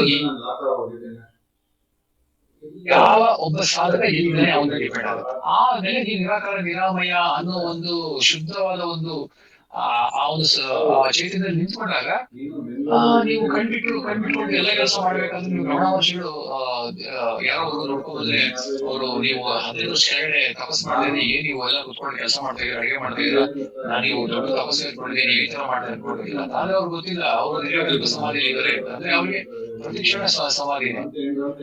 ಒಂದ್ಸತಿ ಆ ಒಂದು ಲೆವೆಲ್ ಕ್ರಾಸ್ ಮಾಡಿದ್ಮೇಲೆ ಮತ್ತೆ ಅದಕ್ಕೆ ಹೋಗೋ ಅವಶ್ಯಕತೆ ಇರಲ್ಲ. ಮತ್ತೆ ಇದು ಶಾಶ್ವತ. ಸಂಕಲ್ಪ ಸಮಾಧಿಯನ್ನು ಸಾಧನೆ ಮಾಡೋದಕ್ಕೆ ಬೇಕು. ನಿರ್ವಿಕಲ್ಪ ಸಮಾಧಿ ಯಾವಾಗಲೂ ಇರುತ್ತೆ. ಇದು ನನ್ನ ಒಂದು ಅಪ್ಡೇಟ್. ಚೆನ್ನಾಗಿ ತಿಳಿಸ್ಕೊಟ್ಟು ಸಂತೋಷ್, ಧನ್ಯವಾದಗಳು. ಸತ್ಯಜಿ, ಇಲ್ಲಿಗೆ ಎಲ್ಲ ಆಯ್ತು ಅಂತ ಅನ್ಕೊಂಡಿದ್ದೀನಿ. Very nice. ಎಲ್ಲಾರು ತುಂಬಾ ಚೆನ್ನಾಗಿ ಹೇಳಿದ್ದಾರೆ, ತುಂಬಾ ಚೆನ್ನಾಗಿ ಪ್ರಶ್ನೆಗಳು ಹಾಕಿದೀರಾ. ಎಲ್ಲಾರ್ದು ಉತ್ತರಗಳು ಚೆನ್ನಾಗಿತ್ತು ನೋಡಿ. ಎಲ್ಲ ಕೇಳಿಸ್ಕೊಂಡಿಲ್ಲ ಅಂದ್ರೂ ಎಲ್ಲಾನು ಹೇಗೆ ಇದ್ರೆ ಎಲ್ಲಾರ್ಗೂ ಸಬ್ ಕಾನ್ಶಿಯಸ್ಗೆ ಇಳಿದು ಬಿಟ್ಟಿದೆ ಅಂತ ಆಯ್ತು. ಕೇಳಿಸ್ಕೊಳ್ಳೋದು ಕಾನ್ಶಿಯಸ್ ಅಷ್ಟೇ. ಎಸ್ಪೆಷಲಿ ಆಶಾ ಮತ್ತೆ ಸಂತೋಷ್ ಇಬ್ರು ಕೇಳಿಸ್ಕೊಂಡಿಲ್ಲ ಅಂದ್ರಿ. ಅಂದ್ರೆ ಕೇಳಿಸ್ಕೊಂಡು ಹೌದಾ? ಹೇಳೋದು ಕಾನ್ಶಿಯಸ್ ಲೆವೆಲ್. ಸಬ್ ಕಾನ್ಶಿಯಸ್ಗೆ ಎಲ್ಲಾರ್ಗೂ ಇಳಿದಿರುತ್ತೆ, ಎಲ್ಲಾರು ಕೇಳಿಸ್ಕೊಳ್ದೇ ಇದ್ರು ಹೇಳ್ಬಲ್ರು. ಬಟ್ ಅದು ಒಂದು ಪರೀಕ್ಷೆ ಅಂತಾನು ಹೇಳ್ಬೋದು ಅಲ್ವಾ. ಚೆನ್ನಾಗಿತ್ತು. ಮತ್ತೆ ಇವಾಗ ನೋಡಿ ಸಂತೋಷ್ ನಿಮ್ಮ ಬರುವಿಕೆಗೆ ಕಾಯ್ತಿದ್ರು ಯಾರೋ ಒಬ್ರು. ಯಾರು? ಯಾರು ನಮ್ಮ ಕೋಕಿಲಾಜಿಯವ್ರ ಪ್ರಶ್ನೆಗಳು ಇಟ್ಕೊಂಡಿದ್ದಾರೆ. ಅವರು ಆಕ್ಚುಲಿ ಅವ್ರ್ದು ಬಿಗಿನಿಂಗ್ ಕೆಲವು ಅಲ್ಲೇ ಕೇಳಿದ್ರು. ಹೇಳಿ, ಹೇಳಿ. ಅದಕ್ಕೆ ಎಲ್ಲ ಮುಗಿಲಿ ಮನನ, ಆಮೇಲೆ ಕೇಳಿವ್ರಂತೆ ಅಂದ್ವಿ. ಕೇಳ್ತಾರೀಗ, ಹಾ. ಕೇಳಿಪ್ಪ. ಹರಿಓಂ ಕೇಳಿಮ್ಮ, ಸಂತೋಷ್ ಜಿ. ಹರಿಓಂ ಹರಿ ಹರಿಓಂ. ಓಂ ಕೋಟಿ. ಈಗ ಗುರುಗಳು ಹೇಳಿದ್ರಲ್ಲ ಟಾಕಲ್ಲಿ ರೂಪಾನುವಿದ್ಯೆ ಇದ್ರೆ ಅದರಲ್ಲಿ ಡ್ರೈವರ್ಗೆ ಏನ್ ಹೇಳಿದ್ರು, ಈಗ ಈ ತರ ಇರ್ತಾನಪ್ಪ ಅವನು, ಈ ತರ ಶರ್ಟ್ ಹಾಕೊಂಡಿರ್ತಾನೆ, ಇದ್ ಹಾಕೊಂಡಿರ್ತಾನೆ, ಫೋಟೋನೇ ಕೊಟ್ಟಿದ್ರೆ ಆಗ್ತಿತ್ತ ಅಂತ ನನ್ ಮನ್ಸಿಗೆ ಯಾಕೋ ಅನಿಸ್ತು. ಇದು ಚೈಲ್ಡಿಶ್ ಕ್ವಶನ್ ಅನ್ಸಿದ್ರೆ ದಯವಿಟ್ಟು ಕ್ಷಮಿಸ್ಬಿಡಿ. ಅಲ್ಲ ಅದು ಅರ್ಥ ಏನ್ ಗೊತ್ತಾ? ಯಾವ ತರ ಹೇಳ್ತಾ ಇರೋದು, ಏರ್ಪೋರ್ಟ್ ಹೋಗಿ ಅವ್ರು ಗುರೂಜಿ ಹೇಳ್ತಾರೆ ಟಾಕ್ ಅಲ್ಲಿ ಏನ್ ಹೇಳ್ತಾರೆ ಅಂತಂದ್ರೆ, ಹಳೆ ಕಾಲದ್ದು ಅವಾಗೆಲ್ಲ ವೇದಾಂತ ಟೈಮಲ್ಲಿ ಫೋಟೋ, ಮೊಬೈಲ್, ವಾಟ್ಸ್ಆಪ್ ಎಲ್ಲ ಏನೂ ಇರ್ಲಿಲ್ಲ. ಆ ತರ ತಗೊಳ್ಳಿ ಹೇಳೋದು, ಅಂದ್ರೆ ಮಾತು ಕೇಳೋದು. ಇಲ್ಲಿ ವೆರಿ ಸಿಂಪಲ್. ನಾವು ಫೋಟೋ ಎಲ್ಲ ಏನ್ ಬೇಕೋ ಕೊಡ್ಬೋದು. ಇವಾಗಿನ ಕಾಲದಲ್ಲಿ ವಾಟ್ಸ್ಆಪ್ ಕಳಿಸ್ಬಿಟ್ರು ಆಗೋಯ್ತು, ಮೆಸೇಜ್ ಕಳಿಸಿ ಇಂಥ ಗಾಡಿ ನಂಬರ್, ಇಂಥ ಡ್ರೈವರ್ ಫೋಟೋ ಹೋಗ್ಬಿಡುತ್ತೆ ಅಲ್ವಾ. ಬಟ್ ಆ ಒಂದು ಉದ್ದೇಶನೇ ಬೇರೆ ಅಲ್ಲಿ. ಯಾಕೆ ಅಂತಂದ್ರೆ ನಾವು ಬಿಡ್ಬೇಕು. ಈಗ ಅವನಲ್ಲಿ ಹೋಗ್ತಾನೆ ಅಂತ ಅಂದ್ರೆ ನಾವೇನ್ ಮಾಡ್ತೀವಿ, ನಮ್ಮ ವೇದಾಂತದಲ್ಲಿ ನಮಗೆ ನೋಡಪ್ಪ, ನಾನು ದೇಹ, ನಾನು ಮನಸ್ಸು, ನಾನು ಬುದ್ಧಿ ಅನ್ಕೊಂಡು ಸಂಸಾರದ ಬಂದಲ್ಲಿ ಸಿಕ್ಕಾಕೊಂಡು ಒದ್ದಾಡ್ತಾ ಇರ್ತೀವಿ. ಅಯ್ಯೋ ದಿಕ್ಕೋ ನನಗೆ ಆಗ್ತಾ ಇದೆ, ಈ ಪ್ರಾಬ್ಲಮ್ ಯಾಕೆ ನನಗೆ ಇದೆ ಅಂತ. ಆಗ ನಮ್ಮ ಬಾಳಲ್ಲಿ ನಾವು ಯಾವಾಗ ಉಪಾಸನೆ ಮಾಡಿ ಭಕ್ತಿ ಯೋಗ ಮಾಡಿ ಜ್ಞಾನೋಗದ ಕಡೆ ಬಂದಾಗ ಗುರು ನಮ್ಮನ್ನ ಆಶೀರ್ವದಿಸಿ, ನೋಡಪ್ಪ ಇದೆಲ್ಲ ನೀನು ಅಂತ ವೇದ ಮಾತೆಯ ಮುಖಾಂತರ ಹೇಳ್ತಾರೋ, ಅವಾಗ ನಮ್ಗೆ ಇದು ನಾನಲ್ಲ ಅನ್ನೋ ತರ ಗುರುಜಿ ಬಂದ್ಬಿಟ್ಟು ಹೇಳೋದು. ಎಕ್ಸಾಂಪಲ್ ನೋಡಪ್ಪ, ಇವರೆಲ್ಲ ನೋಡ, ಅವನು ಸ್ಟೆಕ್ ಶರ್ಟ್ ಹಾಕೊಂಡಿದ್ದಾನೆ, ಟೈ ಹಾಕೊಂಡಿದ್ದಾನೆ, ದಪ್ಪಕ್ಕಿದ್ದಾನೆ, ಬೆಳ್ಳಕ್ಕಿದ್ದಾನೆ, ರಾಘವಂತರ ಒಳ್ಳೆ ದಾಡಿ ಗಿಡಿ ಚೆನ್ನಾಗಿ ಬಿಟ್ಕೊಂಡು ಸಣ್ಣಕ್ಕೆ ನೋಡು ಅವನೇ ಅಂತ ಗೊತ್ತಾಗುತ್ತೆ. ಅದು ಏನು ಅಂತಂದ್ರೆ ಪಾಯಿಂಟಿಂಗ್ ಟುವರ್ಡ್ಸ್ ದಟ್. ಅದು ಎಲ್ಲ ಬಿಟ್ಬಿಟ್ ಮೇಲೆ ಕಡೆಗೆ ಏನಿರುತ್ತೆ, ಅದು ಸಾಕ್ಷಿ ಅಂತ ಹೇಳೋದು ಗುರುಜಿ ಒಂದು ಎಕ್ಸಾಂಪಲ್ ಅಷ್ಟೇ. ಅದನ್ನ ನಾವ್ ಯಾವ ತರ ತಗೋಬಹುದು. ನೀವ್ ಹೇಳ್ದಂಗೆ ಫೋಟೋ ಕೊಟ್ಬಿಟ್ರೆ ಏನಾಗುತ್ತೆ ಅಂತಂದ್ರೆ, ಅದು ರಮಣ ಮಹರ್ಷಿ ಅಂತವ್ರಿಗೆ ಫೋಟೋ ಕೊಟ್ಬಿಟ್ರೆ ಇಮಿಡಿಯೇಟ್ ಆಗಿ ಗೊತ್ತಾಗ್ಬಿಡುತ್ತೆ. ನಮ್ಮಂತವ್ರಿಗೆ ಏನ್ ಗೊತ್ತಾಗುತ್ತೆ, ನಮ್ಗೆ ಎಲ್ಲಾನು ಬೇಕು. ಏನ್ ಬೇಕು? ಸವಿಕಲ್ಪ ಬೇಕು, ಆಮೇಲೆ ನಿರ್ವಿಕಲ್ಪ ಬರಬೇಕು ಅಲ್ವಾ. ಯಾರ್ಯಾರು ಯಾವ ಸಾಧಕ ಎಲ್ಲಿದ್ದಾನೆ, ಅವನ ಸಾಧನೆ ಏನು, ಅದ್ರ ಮೇಲೆ ಅವರವರ ಒಂದು ಮತ್ತೆ ಸುಕೃತನೂ ಅದಕ್ಕೆ ಹೆಲ್ಪ್ ಆಗುತ್ತೆ. ನಾನು ಯಾವ್ದೋ ಜನ್ಮದ ಏನೋ ಮಾಡಿರ್ಬೋದು, ಈ ಜನ್ಮದಲ್ಲಿ ನನಗೆ ವೇದಾಂತ. ಇನ್ನು ಕೆಲವರಿಗೆ ಸ್ವಲ್ಪ ಲೇಟ್ ಆಗ್ಬಹುದು, ಅದು ಹೇಳಕ್ ಬರಲ್ಲ. ಅವರವರ ಒಂದು ಈ ಸಾಧನೆ ಮೇಲೆ ಹೋಗುತ್ತೆ. ನಾನು ಅದೇ ಎವ್ರಿಡೇ ಏನು ಅಂತಂದ್ರೆ, ನಾವು ಬರೀ ಹೇಳೋದಲ್ಲ, ಬರೀ ಕೇಳೋದೇ ಅಂತಲ್ಲ, ನಾನು ದೃಢವಾಗಿ ನಿಲ್ಬೇಕು ಮನನದಲ್ಲಿ. ಮನನ ಮಾಡ್ತಾ ಶ್ರವಣ ಮನನ ನಿಧಿಧ್ಯಾಸ ಮಾಡ್ತಾ ನಾವು ಆ ಬ್ರಹ್ಮನೇ, ಆ ಸ್ವರೂಪದಲ್ಲಿ ನಿಂತಾಗ ಫೋಟೋನೇ ಬೇಡ, ಆಮೇಲೆ ಎಲ್ಲ ಬ್ರಹ್ಮನೇ ಆಗ್ಬಿಡ್ತಾನೆ. ಇದು ನನ್ನ ಒಂದು ಅನಿಸಿಕೆ. Thank you Santosh. ಇನ್ನೂ ಒಂದು ಕ್ವಶನ್ ಇದೆ ನಂದು, ದಯವಿಟ್ಟು ಕೇಳಿ. ನಾನು ಅಂದ್ರೆ ಇದು ಇಲ್ಲಿ ಗಂಡಸರು ಹೆಂಗಸರು ಅಂತ ಭೇದ ಅಂತ ಹೇಳ್ತಾ ಇಲ್ಲ, ಏನೋ ಇದ್ರೆ ಆತರ ಮಾಡ್ಕೊಬಿಟ್ಟೆ. ವಿಶ್ ಹ್ಯಾಪಿ ಬರ್ತ್ಡೇ ಅಂತ ಕಳಿಸ್ತೆ. ಅವ್ರೇನ್ ಮಾಡ್ರು, ವೆಲ್ಕಮ್ ಡಾರ್ಲಿಂಗ್ ಅಂತ ಕಳ್ಸಿದ್ರು. ಬಹಳ ಇರಿಟೇಟ್ ಆಯ್ತು ಸಂತೋಷಿ ನನಗೆ. ಅಲ್ಲ, ನಾನು ಒಂದು ಮನ್ಸು ಇಲ್ಲಿ ಆತ್ಮದಲ್ಲಿ ಗಂಡಸು ಹೆಂಗಸು ಅನ್ನೋದು ಇಲ್ಲ, ಅಥವಾ ಅದು ನನ್ನ ದೇಹ ಕೇಳ್ತಿಯಾರೆ, ಆತ್ಮ ಅನ್ನೋದು ಗೊತ್ತಿದೆ ನನಗೆ. ಬಟ್ ಎಷ್ಟು ದ್ವಂದ್ವ ಆಯ್ತು ಗೊತ್ತಾ ನನಗೆ, ಅಕ್ಸೆಪ್ಟ್ ಮಾಡ್ಬೇಕು ಬೇಡವೋ ಎಷ್ಟು. ಆಮೇಲೆ ಅವ್ರಿಗೆ ಚೆನ್ನಾಗಿ ಏನೋ ರಿಪ್ಲೈ ಬರೀಬೇಕು ಅಂತ ಅನ್ಸ್ಬಿಡ್ತು. ಎಷ್ಟು ತರ ದ್ವಂದ್ವ ಆಗೋಯ್ತು ನನಗೆ ನಿಜವಾಗ್ಲೂ. ಅಲ್ಲ, ಇಲ್ಲಿ ಎಷ್ಟೊಂಥರ ದ್ವಂದ್ವ ಅನ್ನೋದಕ್ಕಿಂತ ಎಷ್ಟು ಪ್ರಶ್ನೆ ಮೂಡಿದೆ ನನ್ನ ಮೈಂಡ್ಸ್ ಅಲ್ಲಿ. ಅಂದ್ರೆ ಹ್ಯಾಪಿ ಬರ್ತ್ಡೇ ಅಂತ, ಅದು XYZ ಅದೇ ನಾನಾಗಿದ್ರೆ ಹೇಳ್ತದೆ, ಅದು ನನಗೆ ಒಂದು ಮಗು ತರ ಇರ್ಬೋದು. ಅದಕ್ಕೆ ಡಾರ್ಲಿಂಗ್ ಅಂತಂದ್ರೆ ವೆಲ್ಕಮ್ ಡಾರ್ಲಿಂಗ್ ಅಂತ ನೀವು ಮೆಸೇಜ್ ಕಳಿಸ್ಬೋದಾಗಿತ್ತು. ಅಣ್ಣನಾಗಿರ್ಬೋದು. ಅದೇ ನೀವು ಥ್ಯಾಂಕ್ಸ್ ಡಾರ್ಲಿಂಗ್ ಅಂತ ಕಳಿಸ್ಬೋದಾಗಿತ್ತು. ಒಂದು ಮಗನ್ ತರ ಆಗಿದೆ ಅಲ್ಲ. ಅಥವಾ ಇನ್ನೊಂದಾಗಿದೆ, ಇನ್ನೊಂದು ರೂಪದಲ್ಲಿ ನೋಡಿದ್ರೆ ಇಲ್ಲಿ two things how you can handle this. ಒಂದು ಬಂದ್ಬಿಟ್ಟು you can respond or you can not respond. ಆದ್ರೆ ಇಲ್ಲಿ ನೀವು ಕಲಿಯೋದೇನ್ ಗೊತ್ತಾ ಇದೆ, ಇದು ನಾನಲ್ಲ ಅಷ್ಟೇ. ನೀವು ಯಾರಿಗೋ ಮಾಡಿದ್ರೆ ಆಯ್ತು, ಬಂತು, ಅಕ್ಸೆಪ್ಟ್ ಮಾಡ್ಕೊಳ್ಳಿ. ಅವನೇನೋ ಡಾರ್ಲಿಂಗ್ ಅಂತ ಅದು ಎಲ್ಲ ಅಂತ ನನಗೆ ಅದು ಆಗೋದೇ ಇಲ್ಲ. ನನಗೆ ಅಂತ ಫೋನ್ ಮಾಡಿ ಮುಗಿಬೋದಲ್ಲ, ಫೋನ್ ಮಾಡಿ ಬೈಬೋದು. ನೀವು ಯಾವನೋ ನೀನು ಹೆಂಗೋ ಅಂತೀರ, ನನ್ನ ಮಗನೇ ಡಾರ್ಲಿಂಗ್ ಅಂತ, ನಾನು ನಿಮ್ ತಾಯಿ ತರ ಇದೀನಿ, ತಂದೆ ಅಂತ ಹೇಳ್ಬೋದು ಅಲ್ಲ. ಹೇಳೋದ್ ನಾನು ಇಲ್ಲ, ಹೆಂಗ್ ಬೇಕೋ ಹ್ಯಾಂಡಲ್ ಮಾಡ್ಬೋದು. ಬಟ್ ನೀವು ಸಾಕ್ಷಿಯಾಗಿ ಏನ್ ಮಾಡ್ತೀರಾ, ಎಲ್ಲಿದ್ದೀರಾ ಅದ್ರ ಮೇಲೆ ಡಿಪೆಂಡ್ ಆಗುತ್ತೆ. ಈ ಒಂದು ನಮ್ಮ ಸತ್ಸಂಗದಲ್ಲಿ ನಾವಿರೋ ಒಂದು ಸ್ಥಿತಿನಲ್ಲಿ ಸಾಕ್ಷಿ ಭಾವನೆ ನೋಡ್ಬೇಕಷ್ಟೇ. Correct sir. ಅಲ್ಲ ಎಷ್ಟು ದ್ವಂದ್ವ ಆಯ್ತು ಗೊತ್ತಾ ನನಗೆ, ಬೈಬೇಕು ಹೋಗ್ಬೇಡ. ಬಟ್ ನಾನು ಅನ್ಕೊಂಡೆ ಇದು ನಾನು ಹೇಳ್ತಿರೋ ದೇಹಕ್ಕೆ, ನನ್ನ ಆತ್ಮಕ್ಕಲ್ಲ, ಆತ್ಮಕ್ಕೆ ಏನು ಇಲ್ವಲ್ಲ ಅಂತ ಅನ್ಕೊಂಡೆ. ಅದು ಮನ್ಸನ್ಸುತ್ತೆ, ಇದು ಇದು ಅನ್ಸುತ್ತೆ. ಎರಡು ತರ ದ್ವಂದ್ವ ಆಯ್ತು ನನ್ಗೆ. ಆಮೇಲೆ ಇನ್ನೊಂದೇನ್ ಗೊತ್ತಾ, ಈ ತರ ಅಂದ್ರೆ ಇದು ಆಕ್ಸಿಡೆಂಟ್ ಆಗಿ ಆಯ್ತು ಪರವಾಗಿಲ್ಲ, ಆದ್ರೆ ಪ್ರತಿಯೊಬ್ಬರಿಗೂ ಅಷ್ಟೇನೆ ನಾನು ಸಾಕ್ಷಿ ಆಗಿದ್ರು ನನಗೊಂದು ಕರ್ತವ್ಯ ಅಂತ ಇರುತ್ತೆ, ನನಗೊಂದು ರೋಲ್ ಅಂತ ಇರುತ್ತೆ. ಫಾರ್ ಎಕ್ಸಾಂಪಲ್, ಇವತ್ತು ನೀವು ಯಾರಿಗೋ ಒಬ್ರು ಕಳಿಸಿದ್ರಿ, ಯಾರೋ ಒಬ್ರಿಗೆ ಅವ್ರ ಕಡೆಯಿಂದ ಅದು ತಪ್ಪು ರಿಪ್ಲೈ ಬಂದಿರ್ಬೋದು, ಆದ್ರೆ ನೀವು ಅದಕ್ಕೆ ರಿಪ್ಲೈ ಮಾಡುವಂತ ಎಲ್ಲ ಅಧಿಕಾರ ನಿಮಗಿದೆ. ಆದ್ರೆ ನೀವು ಅದನ್ನ ಮನಸ್ಸು ತಗೋಬಾರ್ದಷ್ಟೇ, ನನಗೆ ಆಯ್ತು ಅಂತ. ಆದ್ರೆ ಸಮಾಜಕ್ಕೆ ಒಳ್ಳೆ ರೀತಿಯಾಗಿ ಅದಕ್ಕೊಂದು ಸಂದೇಶ ಕೊಡ್ಬೋದು ನೀವು ಅವ್ರಿಗೆ. ಅಂದ್ರೆ ನೀವು ರೋಲ್ ಪ್ಲೇ ಮಾಡ್ಬೇಕು, ಅಲ್ಲಿ ರೋಲ್ ನೀವು ಆಗ್ಬಾರ್ದು ಅಷ್ಟೇ ನಾನು ಹೇಳ್ತಾ ಇರೋದು. ಅರ್ಥ ಆಯ್ತಾ? You should play the role. Go hit him, ಮಾತಾಡಿ, ಬೈರಿ, ತೊಂದ್ರೆ ಇಲ್ಲ. ಬಟ್ ನೀವು ನೋವು ತಿನ್ಬಾರ್ದು ನಾನು ಅವ್ನು ಬೈದೆ ಅಂತ, ಯಾಕಂದ್ರೆ ನೀವು ಸಾಕ್ಷಿಯಾಗಿದ್ದೀರಾ, ಮತ್ತೆ ನಿಮ್ ರೋಲ್ ಪ್ಲೇ ಮಾಡ್ತಾ ಇದ್ದೀರಲ್ವಾ, ಅಷ್ಟೇ. ಇದು ನನ್ನ ಒಂದು ಅನಿಸಿಕೆ. ಇಲ್ಲ, ತುಂಬಾ ಒಂದು 10 ದಿವಸದಿಂದ ತುಂಬಾ ಕೊರಿತಾ ಇತ್ತು ನನ್ಗೆ. ಅಲ್ಲ, ಎಲ್ರಿಗೂ ಆಗತ್ತೆ ಅದು. ನೀವು ಅದೇ ಆತ್ಮಜ್ಞಾನದಲ್ಲಿ ಇಲ್ಲ ಅಂದಿದ್ರೆ ಅವನಿಗೆ ಇಷ್ಟೊತ್ತು ನೀರು ಇಳಿಸ್ಬಿಡ್ತಾ ಇದ್ರಿ ಪಾಪ. ಪಾಪ ನಿಮಗೆ ಅರೆ ನಾನ್ ಸಾಕ್ಷಿಯಾಗಿ ನೋಡ್ಬೇಕಾಯ್ತು, ಹೆಂಗ್ ನೋಡ್ಬೇಕು ಅನ್ನೋದು ಒಂದೋ ಬಂದಿದೆ. ಬಟ್ ನೀವು ಸಾಕ್ಷಿಯಾಗಿ ನೋಡ್ಬೇಕು, ಬಟ್ ರಿಪ್ಲೈ ಮಾಡ್ಬೇಕು. ಬಟ್ ಯಾವ ತರ ರಿಪ್ಲೈ ಮಾಡ್ಬೇಕು ಅಂತಂದ್ರೆ, ಅದೇ ನಾವು ಕನ್ಫ್ಯೂಸ್ ಮಾಡ್ಕೊಂಡ್ಬಿಡ್ತೀವಿ. ಏನು ಅಂತಂದ್ರೆ, ನಾನ್ ಸಾಕ್ಷಿಯಾಗಿ ನೋಡ್ಬೇಕು. ಇಲ್ಲ, ತೊಂದ್ರೆ ಇಲ್ಲ. ಸಮಾಜದಲ್ಲಿ ಏನೋ ಒಂದ್ ಆಗ್ತಾ ಇದೆ ಅಂದ್ರೆ ಕೃಷ್ಣ ಹೇಳಿದ್ದು. ಕೃಷ್ಣ ಏನಕ್ಕೆ ಅಷ್ಟೆಲ್ಲ ನಮ್ಗೆ ಬೋಧನೆ ಕೊಟ್ಟಿರೋದು ಅಲ್ವಾ? ನೀವ್ ಕೇಳಿ ಕ್ವಶನ್ ಮಾಡಿ, ಆದ್ರೆ ಅದಕ್ಕೆ ಅಂಟ್ಕೋಬಾರ್ದು ಅಷ್ಟೇ. ಅಂಟ್ಕೋಬಾರ್ದು ಅಂದ್ರೆ ನನಗ್ ನೋವಾಗ್ತಾ ಇದೆ, ನನಗ್ ದುಃಖ ಆಗ್ತಾ ಇದೆ, ಬೇಡ. ಇನ್ನೊಬ್ರಿಗೆ ಆತರ ಆಗ್ತಿರೋ ತರ ಏನ್ ಮಾಡ್ಬೋದು, ಆತರ ಮಾಡ್ಬೋದು. Thank you Santosh. Thank you. Kokila ಅವ್ರೆ, ಹಾ, ಸಂತೋಷ್ ಅವ್ರು ತುಂಬಾ ಚೆನ್ನಾಗಿ ಹೇಳಿದ್ರು ಉತ್ತರ.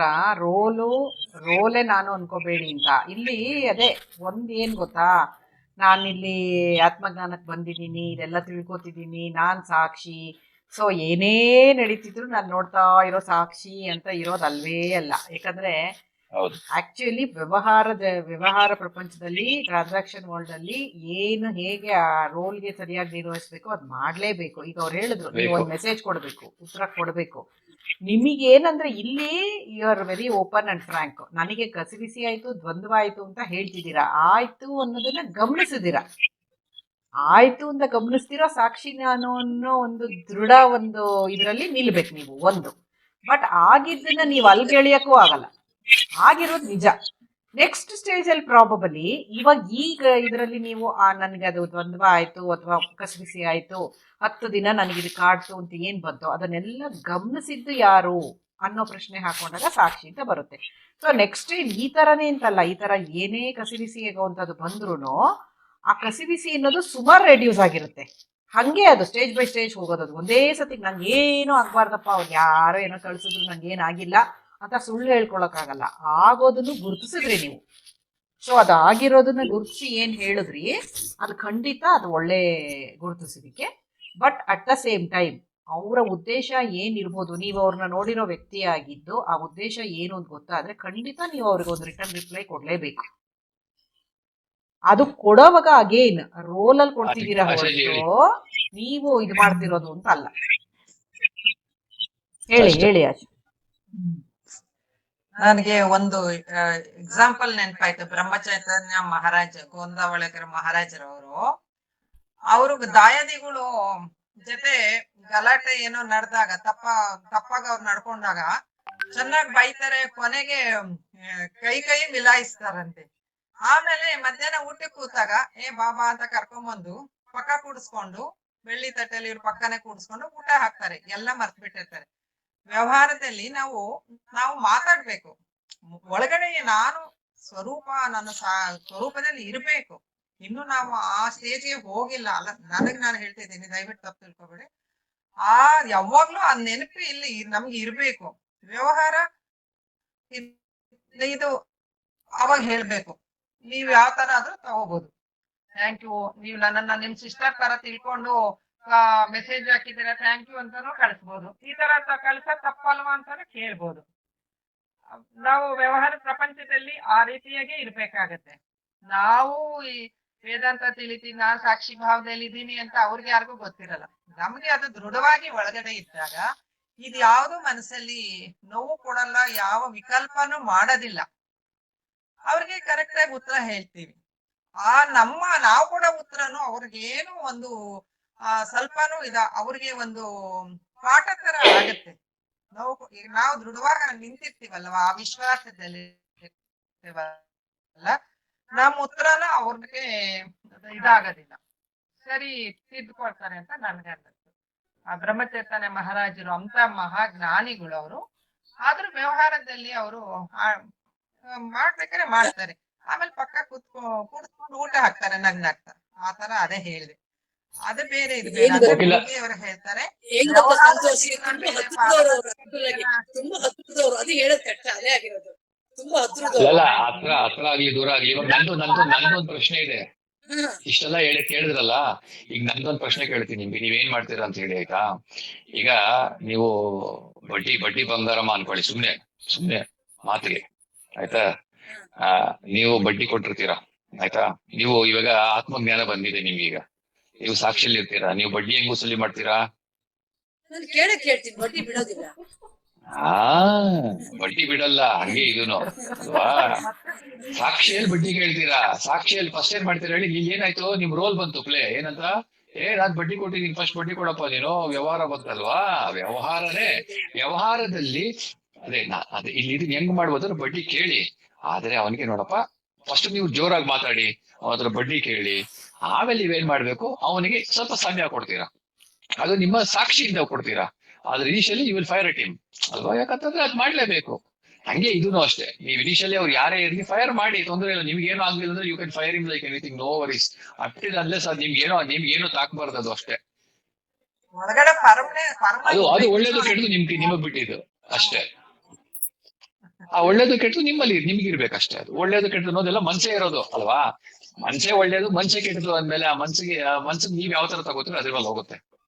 ಇದೆಲ್ಲ ತುಂಬಾ ಸೂಕ್ಷ್ಮವಾದ ವಿಚಾರಗಳು. ನಾವು ಬರೀ ನಾನು ಸಾಕ್ಷಿಯಾಗಿದ್ದೀನಪ್ಪ, ಇಲ್ಲ ನಾನೇನು ಮಾಡಲ್ಲ, ಅದೆಲ್ಲ ಸುಳ್ಳು. ಸಾಕ್ಷಿಯಾಗಿರ್ಬೇಕು, ನಾವು ಒಳಗಡೆ ಯಾವಾಗ್ಲೂ ಸಾಕ್ಷಿಯಾಗಿರ್ಬೇಕು, ಖಾಲಿಯಾಗಿರ್ಬೇಕು ಅಲ್ವಾ? ಯಾಕಂದ್ರೆ ಬರೀ ಗುರುಜಿ ಹೇಳ್ತಾರೆ ಬರೀ ಒಳಗಡೆ ಖಾಲಿನೇ ಅಂತ, ಹಂಗ ಎಲ್ಲ ಖಾಲಿ ಮೇಲೆ ಇಟ್ಕೋಬೇಕು, ಒಳಗಡೆ ತುಂಬ್ಕೋಬಾರ್ದು. ಏನ್ ತುಂಬ್ಕೋಬೇಕು ಅಂದ್ರೆ ನೀರಲ್ಲಿ ಮುಳುಗೋದಾಗಿ ಶ್ರವಣ ಮನ ಇತಿಹಾಸ ಮಾಡ್ಕೊಂಡು ಬ್ರಹ್ಮ ತುಂಬ್ಕೋಬೇಕು ಅಷ್ಟೇ ನಾವು. ಆಕ್ಚುಲ್ ಆಗಿ ಏನ್ ಗೊತ್ತಾ ಕೋಕಿಲ ಅವ್ರೆ, ತುಂಬಾ ಹತ್ರದವ್ರು ಅಂತ ಆದಾಗ್ಲೇ ಆಕ್ಚುಲಿ ಮಾತಾಡ್ಬೇಕು ನೀವು. ದೂರದವ್ರು ಯಾರೋ ಯಾವಾಗ್ಲೋ ಸಿಗೋರಾದ್ರೆ ಅಯ್ಯೋ ಬಿಡೋ ಅವ್ರನ್ನ ಯಾವಾಗ್ಲೋ ಎಲ್ಲೋ ನೋಡ್ತೀನಲ್ವಾ.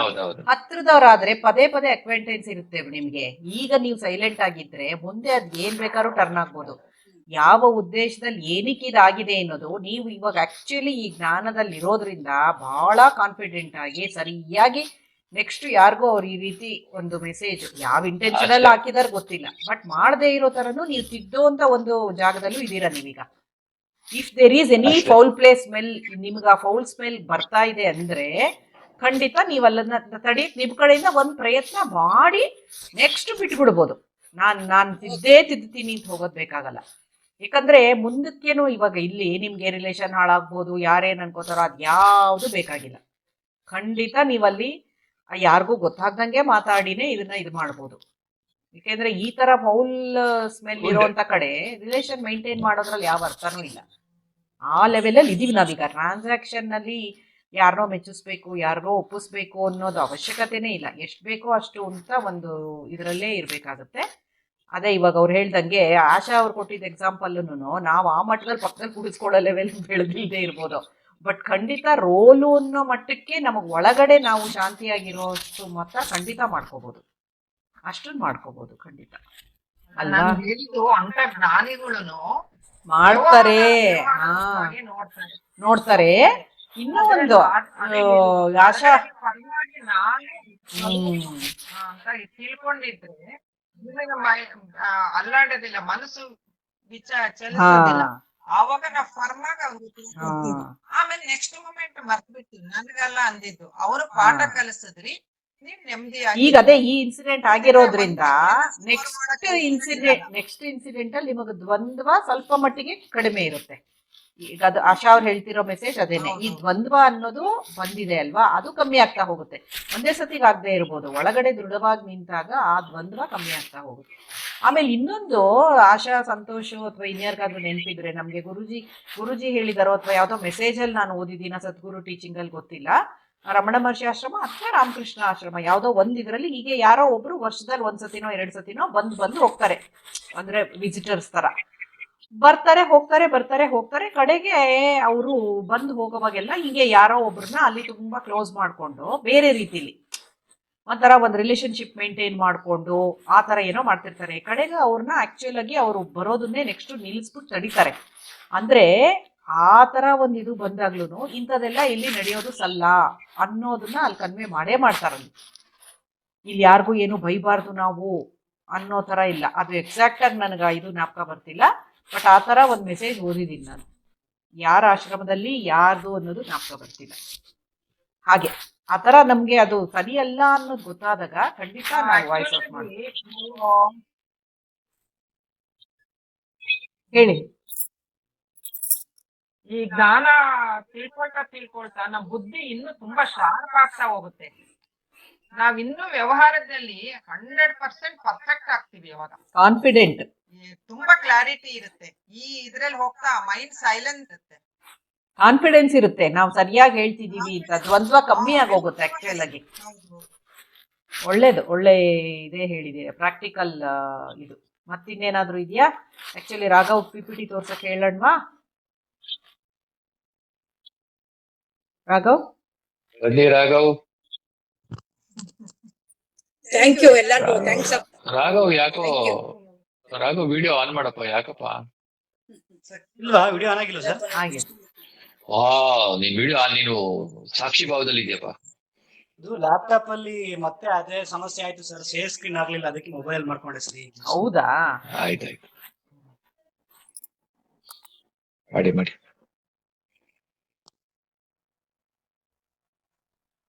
ಬರ್ತಾ ಇದೆ. ಓಕೆ ಸರ್, ಬರ್ತಾ ಇದೆ. ಓಕೆ ವಾಯ್ಸ್ ಕೇಳಿಸ್ತಿದೆ ಸರ್? ಎಲ್ಲ ಆತ್ಮಜ್ಯೋತಿಗಳಿಗೆ ನಮಸ್ಕಾರ. ಈ ದಿನ ಗುರುಗಳು ನಮಗೆ ದೃಶ್ಯ ವಿವೇಕ 52ರ ವಿಷಯವಾಗಿ ನಮಗೆ ವಿಚಾರವನ್ನ ಇಲ್ಲಿ PPT ಮುಖಾಂತರ ಪ್ರಸ್ತುತಪಡಿಸ್ತಾ ಇದ್ದೀನಿ.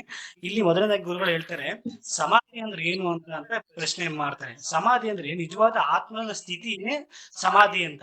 ಅಂದ್ರೆ ಅದರ ಒಂದು ಮೂಲ ಸ್ಥಾನವೇ ಆತ್ಮನ ಮೂಲ ಸ್ಥಾನವೇ ಸಮಾಧಿಯೇ ಆತ್ಮ ಅನ್ನೋ ರೀತಿ ಹೇಳ್ತಾರೆ. ಅದನ್ನ ರಮಣ ಮಹರ್ಷಿಗಳು ಹೇಳ್ತಾರೆ, ಧ್ಯಾನವು ಅಂದ್ರೆ ಸಮಾಧಿ ಒಬ್ಬನು ತನ್ನ ನೈಜ ಸ್ವಭಾವದಿಂದ ಯಾವುದೇ ರೀತಿಯಲ್ಲಿ ವಿಚಲಿತನಾಗದೆ ಮತ್ತು ಧ್ಯಾನ ಮಾಡುತ್ತಿದ್ದೇನೆ ಎಂದು ಭಾವಿಸದೆ ತನ್ನ ಆತ್ಮವಾಗಿ ನೆಲೆಸುವುದು.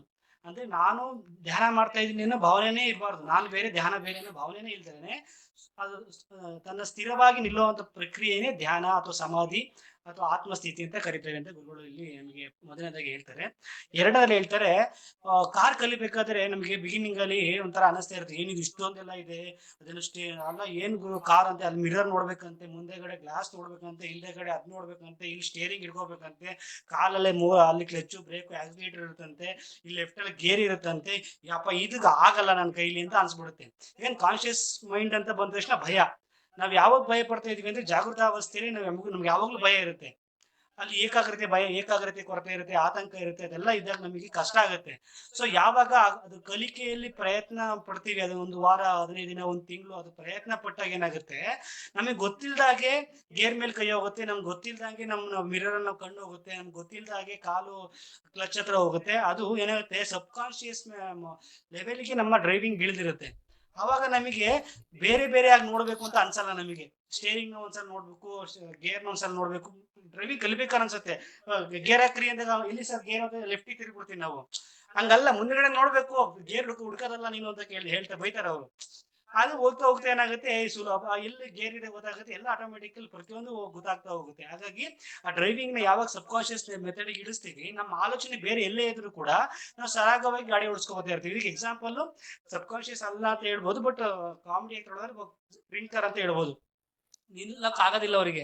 ಅಂತವರಿಗೆ ನೀವು ಸ್ಟೇರಿಂಗ್ ಮೇಲೆ ಕೂರಿಸ್ಬಿಟ್ರೆ 100 ಕಿಲೋಮೀಟರ್ ಬಂದ್ಬಿಡ್ತಾರೆ. ಅಂದ್ರೆ ಅವರು ಡ್ರೈವಿಂಗ್ ನ ಸಬ್ ಕಾನ್ಶಿಯಸ್ ಲೆವೆಲ್ ಇಳಿಸ್ಬಿಟ್ಟಿದ್ದಾರೆ. ಅವರು ತಪ್ಪು ಅದು ಮಾಡಬಾರ್ದು. ಆದ್ರೆ ಸಬ್ ಕಾನ್ಶಿಯಸ್ ಲೆವೆಲ್ ಅವರು ಇಳಿದಿರೋದ್ರಿಂದ ಸಹಜವಾಗಿ ಅವರು ಗಾಡಿನ ಓಡಿಸ್ತಾ ಬರ್ತಾರೆ. ಸೊ ಈ ರೀತಿ ಅದೇ ರೀತಿ ಅಡುಗೆಗೂ ಎಕ್ಸಾಂಪಲ್ ಕೊಡ್ತಾರೆ. ಅಡುಗೆ ಮಾಡ್ಬೇಕು, ಅದಾಕ್ಬೇಕು, ಇದಾಕ್ಬೇಕು ಹೆಂಗೆ ಅಂತೆಲ್ಲ ಪ್ರಶ್ನೆ ಬಂದಾಗ ಆಮೇಲೆ ಹೋಗ್ತಾ ಟಿವಿ ನೋಡ್ತಾ ಧಾರಾವಾಹಿ ನೋಡ್ತಾ ಫ್ರೆಂಡ್ಸ್ ಜೊತೆ ಮಾತಾಡ್ತಾ ಅಡುಗೆನೇ ಮುಗಿದೋಗುತ್ತೆ.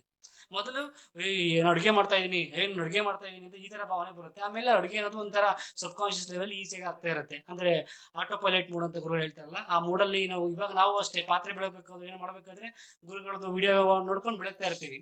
ಅಂದ್ರೆ ಅದು ಆ ಲೆವೆಲ್ಗೆ ಅದು ಸುಲಭವಾಗಿ ಇಳಿಯುತ್ತೆ ಅಂತ ಹೇಳ್ತಾರೆ. ಆ ಪ್ರಶ್ನೆ ಏನಿದ್ರು ಇಲ್ಲಿಲ್ಲೇ ಕೇಳ್ಕೊಳ್ಳಿ, ಈಸಿ ಆಗುತ್ತೆ, ನಾವು ವಿಚಾರ ಮಾಡ್ದಂಗೆ ಆಗುತ್ತೆ. ಹಾಗಾಗಿ ಕಾನ್ಶಿಯಸ್ ಮೈಂಡ್ ಅಂತ ಏನಿದೆ ಅಲ್ಲಿ ಯಾವಾಗ ಅಹಂಕಾರ ಇರುತ್ತೆ. ಅಹಂಕಾರ ಅಂದ್ರೆ ನಾನು ಅನ್ನೋದು, ಅದ್ರಲ್ಲಿ ಭಯ ಕೂಡ ಇರ್ಬೋದು, ನಾನು ಅನ್ನೋ ಇದು ಕೂಡ ಇರ್ಬೋದು, ಎರಡೂ ಇರ್ತದೆ ಅದರಲ್ಲಿ. ಒಂದು ಭಯ ಇರುತ್ತೆ, ಇಲ್ಲ ಅಭಿಮಾನ ಇರುತ್ತೆ ಅವನಿಗೆ.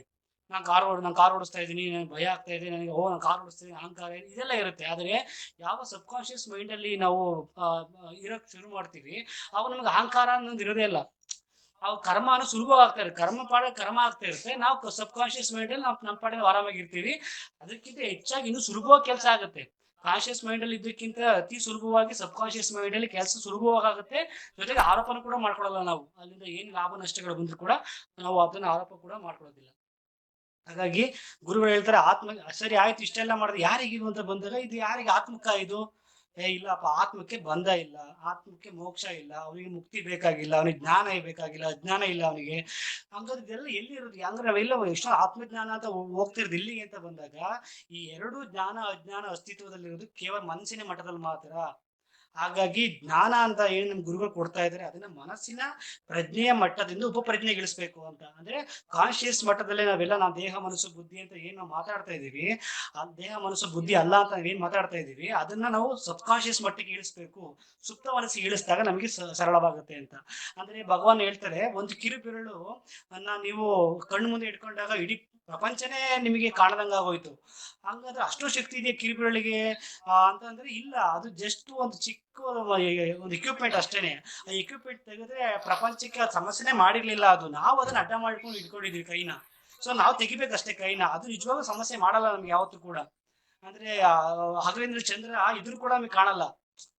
ಚಂದ್ರನ ಇದೆ, ಬಟ್ ಸೂರ್ಯ ಇರ್ಬೇಕು, ಚಂದ್ರ ಏನಕ್ಕೆ? ಆತ್ಮಸ್ಥಿತಿಲಿ ಇದ್ರೆ ನಮ್ಗೆ ಬೇರೆ ಯಾವ ಮನಸ್ಸಿನ ಸ್ಥಿತಿ ನಮಗೆ ಪ್ರಯೋಜನಕ್ಕೆ ಬರೋದಿಲ್ಲ. ಆ ರೀತಿ ಇರುತ್ತೆ. ಹಾಗಾಗಿ ನಮ್ಮ ತಪ್ಪು, ನಾವು ಕೈನ ಬೆರಳಿನ ಅಡ್ಡ ಇಟ್ಕೊಂಡು ನಾವು ಪ್ರಪಂಚ ಕಾಣ್ತಿಲ್ಲ ಅನ್ನೋ ಬದಲು, ಅದ್ರದ್ದೇನು ಸಮಸ್ಯೆ ಇಲ್ಲ ಮನಸ್ಸಿದ್ದು, ಅದನ್ನ ತೆಗೆದ್ಬಿಟ್ರೆ ನಮಗೆ ಸುಲಭವಾಗಿ ನಮಗೆ ಪ್ರಪಂಚ ಕಾಣೋಕೆ ಶುರು ಆಗೋ ಹಾಗೆ ಆತ್ಮಜ್ಞಾನ ಕೂಡ ಅಷ್ಟು ಸುಲಭವಾಗಿ ನಮಗೆ ದೊರಕ್ತಾ ಹೋಗುತ್ತೆ.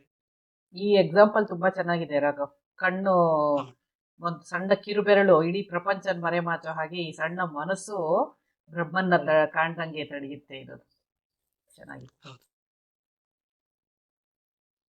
ಹಾಗಾಗಿ ಆಯ್ತು, ಏನಕ್ಕೆ ಬಂತು ಈ ಭಾವನೆ ಅಂತ ಬಂದಾಗ, ಯಾವಾಗ ನಾವು ಮಕ್ಕಳಾಗಿದ್ದಾಗ ಈ ಭಾವನೆ ಇರ್ಲಿಲ್ಲ ನಮಗೆ, ದೇಹ ಮನಸ್ಸು ಬುದ್ಧಿ ಭಾವನೆ ಇರ್ಲಿಲ್ಲ. ಯಾವಾಗ ನಾವು ಪ್ರಪಂಚದೊಟ್ಟಿಗೆ ವ್ಯವಹಾರ ಮಾಡಕ್ ಶುರು ಮಾಡಿದ್ವಲ್ಲ, ಆಗ ನಮ್ಮನ್ನ ದೇಹದಿಂದ ಐಡೆಂಟಿಫೈ ಮಾಡಕ್ ಶುರು ಮಾಡಿದ್ರು.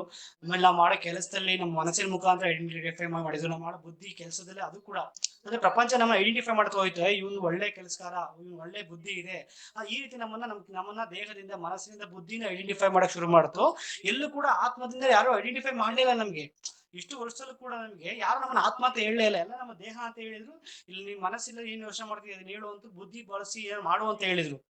ಆ ಎಕ್ವಿಪ್ಮೆಂಟ್ಗಳನ್ನ ಇಟ್ಕೊಂಡು ನಮ್ಮನ್ನ ಬಳಸ್ಕೋತಾ ಇದ್ವಿ ಪ್ರಪಂಚ ನಮ್ಮನ್ನ ಹೊರತು, ಆ ಎಕ್ವಿಪ್ಮೆಂಟ್ ಅನ್ನ ಯಾರು ಹಿಡಿದಿದ್ದೇನೆ ಅವ್ರ ಬಗ್ಗೆ ಪ್ರಪಂಚದಲ್ಲಿ ಅದಿಲ್ಲ. ಅದೆಲ್ಲೂ ಕೂಡ ಸಿಗಲ್ಲ ಹೊರಗಡೆ ಪ್ರಪಂಚದಲ್ಲಿ. ಹಾಗಾಗಿ ಅದು ಹಾಳುವ ಬೀರು ಬಿಟ್ಟಿದೆ. ಯಾಕಂದ್ರೆ ನಮ್ಗೆ ಎಕ್ಸಾಂಪಲ್, ನಾವು ಹೊರಗಡೆ ಎಲ್ಲ ಹೋಗ್ತಾ ಇದ್ರೆ ನಮ್ಮನ್ನ ಯಾವ ಜೊತೆ ಗುರುತಿಸ್ಕೊತಾ ಇರ್ತೀವಿ. ಈಗ ನಾವು ಸಿನಿಮಾದಾಗ ಕೆಲಸ ಮಾಡ್ತಾ ಇದೀನಿ, ನನಗೆ ಆಟೋಮೆಟಿಕ್ಲಿ ಸಿನಿಮಾದವರು ಸ್ನೇಹಿತರು ಇರ್ತಾರೆ. ಇನ್ನೊಬ್ಬ ಡಾಕ್ಟರ್ ಆಗಿರ್ತಾನೆ, ಆಟೋಮೆಟಿಕ್ ಡಾಕ್ಟರ್ ಸ್ನೇಹಿತರು. ಒಬ್ಬ ಕಳ್ಳ ಆಗಿರ್ತಾನೆ, ಅವ್ನು ಕಳ್ಳರೇ ಅವನಿಗೆ ಸ್ನೇಹಿತರಾಗಿರ್ತಾರೆ. ಅಂದ್ರೆ ಗುರುತಿಸ್ಕೊಳ್ಳೋದಲ್ಲಿ ಅದೊಂದು ಸಂಘನ ನಮಗೆ ಪ್ರಕೃತಿ ಸೃಷ್ಟಿ ಮಾಡ್ಕೊಡುತ್ತೆ. ಅದೇ ರೀತಿ ನಾವು ಆತ್ಮ ಜೊತೆ ನಾವು ಗುರುತಿಸ್ಕೊಳ್ಳೋ ಪ್ರಯತ್ನ ಮಾಡ್ತಾ ನಮ್ಮ ಸತ್ಸಂಗನೂ ಕೂಡ ಇದೇ ಪ್ರಪಂಚ ನಮಗೆ ಸೃಷ್ಟಿ ಮಾಡ್ಕೊಡ್ತು. ಅಂದ್ರೆ ನೀನ್ ಏನ್ ಗುರುತಿಸ್ಕೋತಿ ಅದನ್ನ ಕೊಡುತ್ತೆ. ಅದು ಯಾವ್ದಕ್ಕೂ ಅಂಟ್ಕೊಳ್ಳಲ್ಲ. ನೀನೇನಪ್ಪ ಕಳ್ಳನ ಬಾ, ಅವರೆಲ್ಲಾ ಕಳ್ಳಗಳನ್ನ ಪರಿಚಯ ಮಾಡ್ಕೊಡ್ತೀನಿ.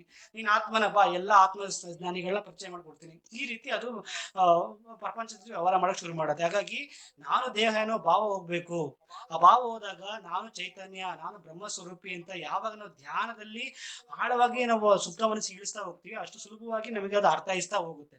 ಹಾಗಾಗಿ ನಾನು ದೇಹ ಎಂಬ ತಪ್ಪು ಕಲ್ಪನೆಯಿಂದ ಎಲ್ಲಾ ದುಃಖಗಳು ಉಂಟಾಗುತ್ತೇವೆ ಅಂತ ಇದುವರೆಗೂ ನಮಗೆ ಜನ್ಮಾಂತರಕ್ಕೆ ಕಾರಣ ಆಗ್ತಿರೋದು. ಇವತ್ತಿನ ಜನ್ಮದಲ್ಲಿ ನಾವು ಕಷ್ಟ ಪಡ್ತಿರೋದು, ವ್ಯಥೆ ಪಡ್ತಿರೋದಿಲ್ಲ, ಕೇವಲ ನಾನು ದೇಹ ಅನ್ನೋ ಒಂದು ತಪ್ಪು ಕಲ್ಪನೆಯಿಂದ ಅಷ್ಟೇ. ಯಾವ ರೀತಿ ಮೇಡಮ್ ಹೇಳಿದಂಗೆ, ಒಂದು ಚಿಕ್ಕ ಬೆರಳನ್ನ ಅಡ್ಡ ಇಟ್ಬಿಟ್ಟು ಪ್ರಪಂಚ ಕಾಣ್ತಾ ಇಲ್ಲ ಅಂತ ನಾವು ಕೂಗಾಡ್ತಿದ್ದ ಹಾಗೆ, ಒಂದು ಚಿಕ್ಕ ದೇಹ ಈ ಒಂದು ದೇಹನ ನಾವು ತಪ್ಪು ಕಲ್ಪನೆಯಲ್ಲಿ ನಾವು ಇಟ್ಕೊಂಡು ನಾವು ನಮಗೆ ದುಃಖ ಆಗ್ತಿದೆ ನಾವು ನರಳ್ತಾ ಇದೀವಿ.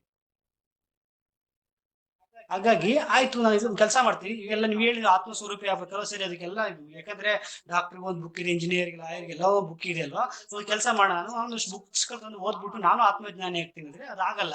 ಯಾಕಂದ್ರೆ ನಾನು ಬ್ರಹ್ಮಸ್ವರೂಪಿ ಅಂತ ಪುಸ್ತಕಗಳ ಮುಖಾಂತರ ಓದಕ್ ಸಾಧ್ಯ ಆಗಲ್ಲ. ಎಕ್ಸಾಂಪಲ್, ನಮಗೆ ಕಾಲೇಜಿಗೆ ಹೋದಾಗ, ಸ್ಕೂಲ್ಗೆ ಹೋದಾಗಲೂ ಕೂಡ ಟೀಚರ್ ನಮಗೆ ಬುಕ್ಸ್ ನೋಡಕ್ ಬಿಡಲ್ಲ. ಫಸ್ಟ್ ಅವ್ರು ನಮ್ಮ ಪಾಠ ನೋಡುವಂತಾರೆ, ಪಾಠ ಕೇಳುವಂತಾರೆ, ಆಮೇಲೆ ನೀನ್ ಮನೆಗೆ ಹೋಗಿ ಓದು ಅಂತಾರೆ.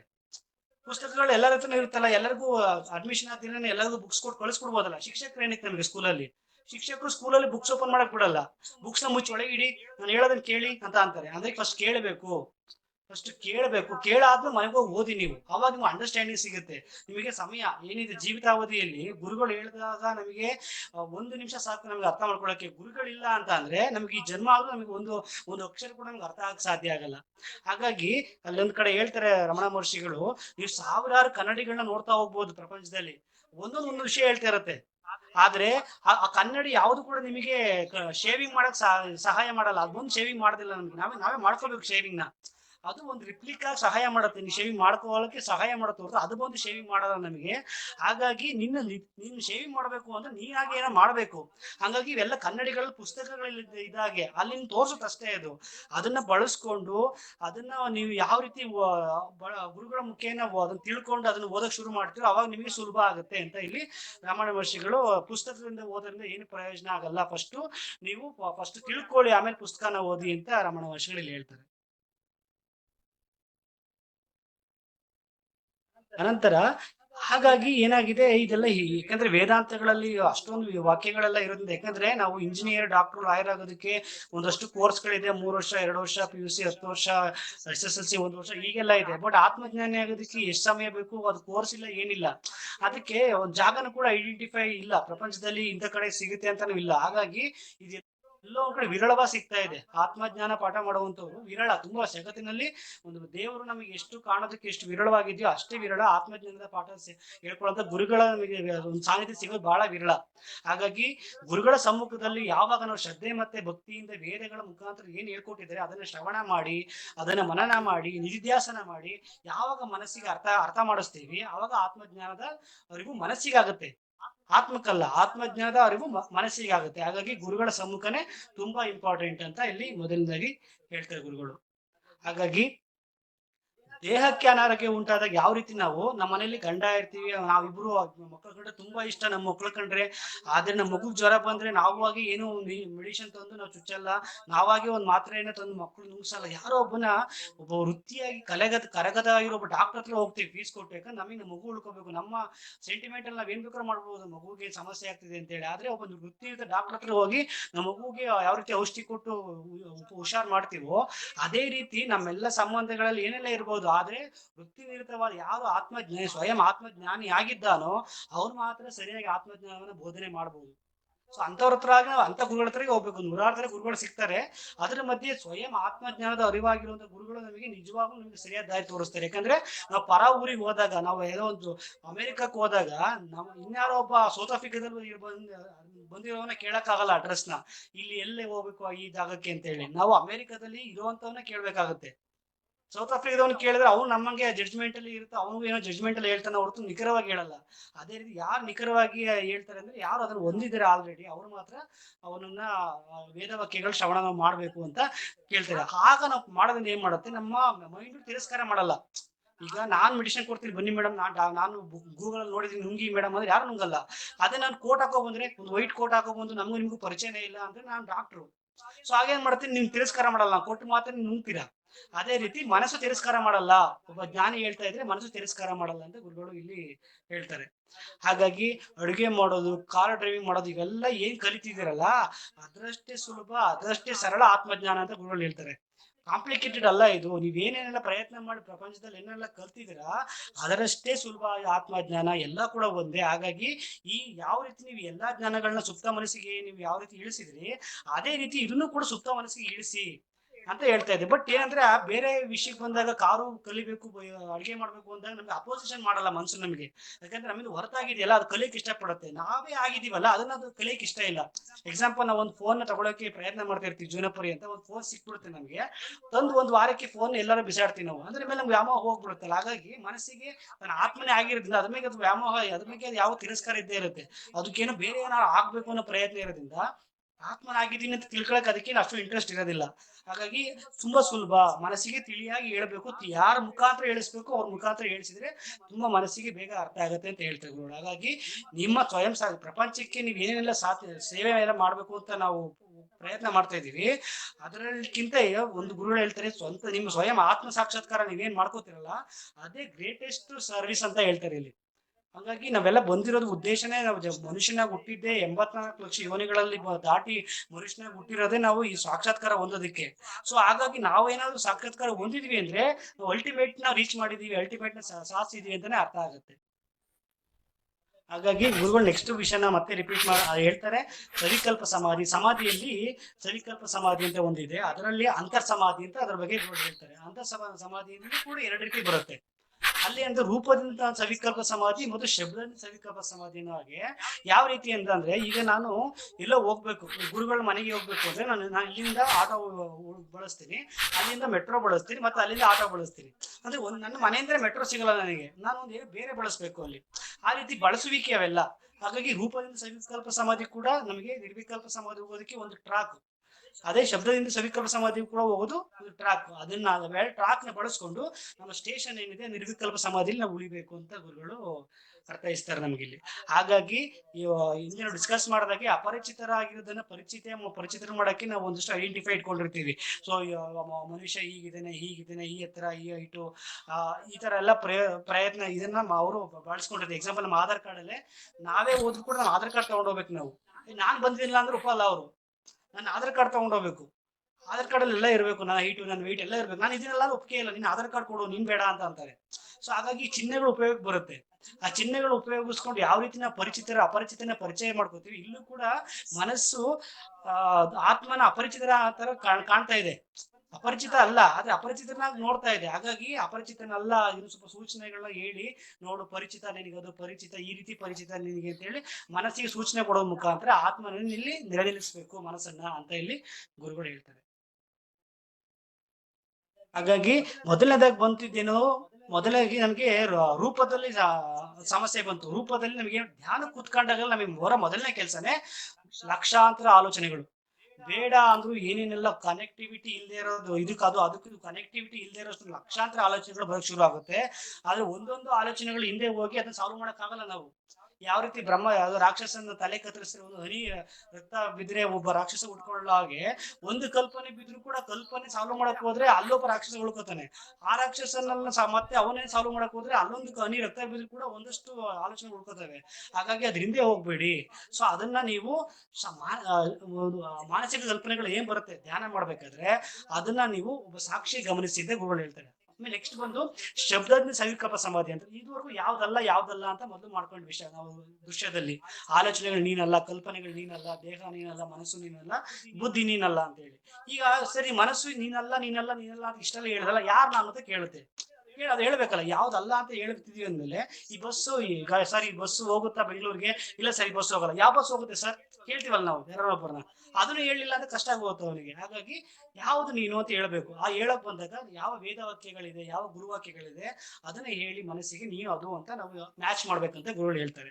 ಹಾಗಾಗಿ ರಮಣ ಮಹರ್ಷಿಗಳು ಇಲ್ಲಿ ಹೇಳ್ತಾರೆ, ನಮ್ಗೆ ಯಾವಾಗ್ಲೂ ಕೂಡ ನಾನ್ ಸೆಲ್ಫ್ ಅಲ್ಲೇ ನಾವು ಈ ದೇಹ ಮನಸ್ಸು ಬುದ್ಧಿ ಪ್ರಪಂಚದ ಜೊತೆ ನಾವು ಅಂಟ್ಕೊಳಕ್ಕೆ ನಮ್ಗೆ ಯಾವಾಗ್ಲೂ ಮನಸ್ಸು ಆತರ ಪಡ್ತಾ ಇರುತ್ತೆ. ಅದ್ರ ಜೊತೆಗೆ ಯಾವಾಗಲೂ ಅಟ್ಯಾಚ್ಮೆಂಟ್ ಜಾಸ್ತಿ ಇರುತ್ತೆ. ಆ ಬಾಹ್ಯ ಇಂದ್ರಿಯಗಳ ಮುಖಾಂತರ ಸಮಾಜ ಜೊತೆ ನಾವು ಅಂಟ್ಕೊಂಡಿರ್ತೀವಿ.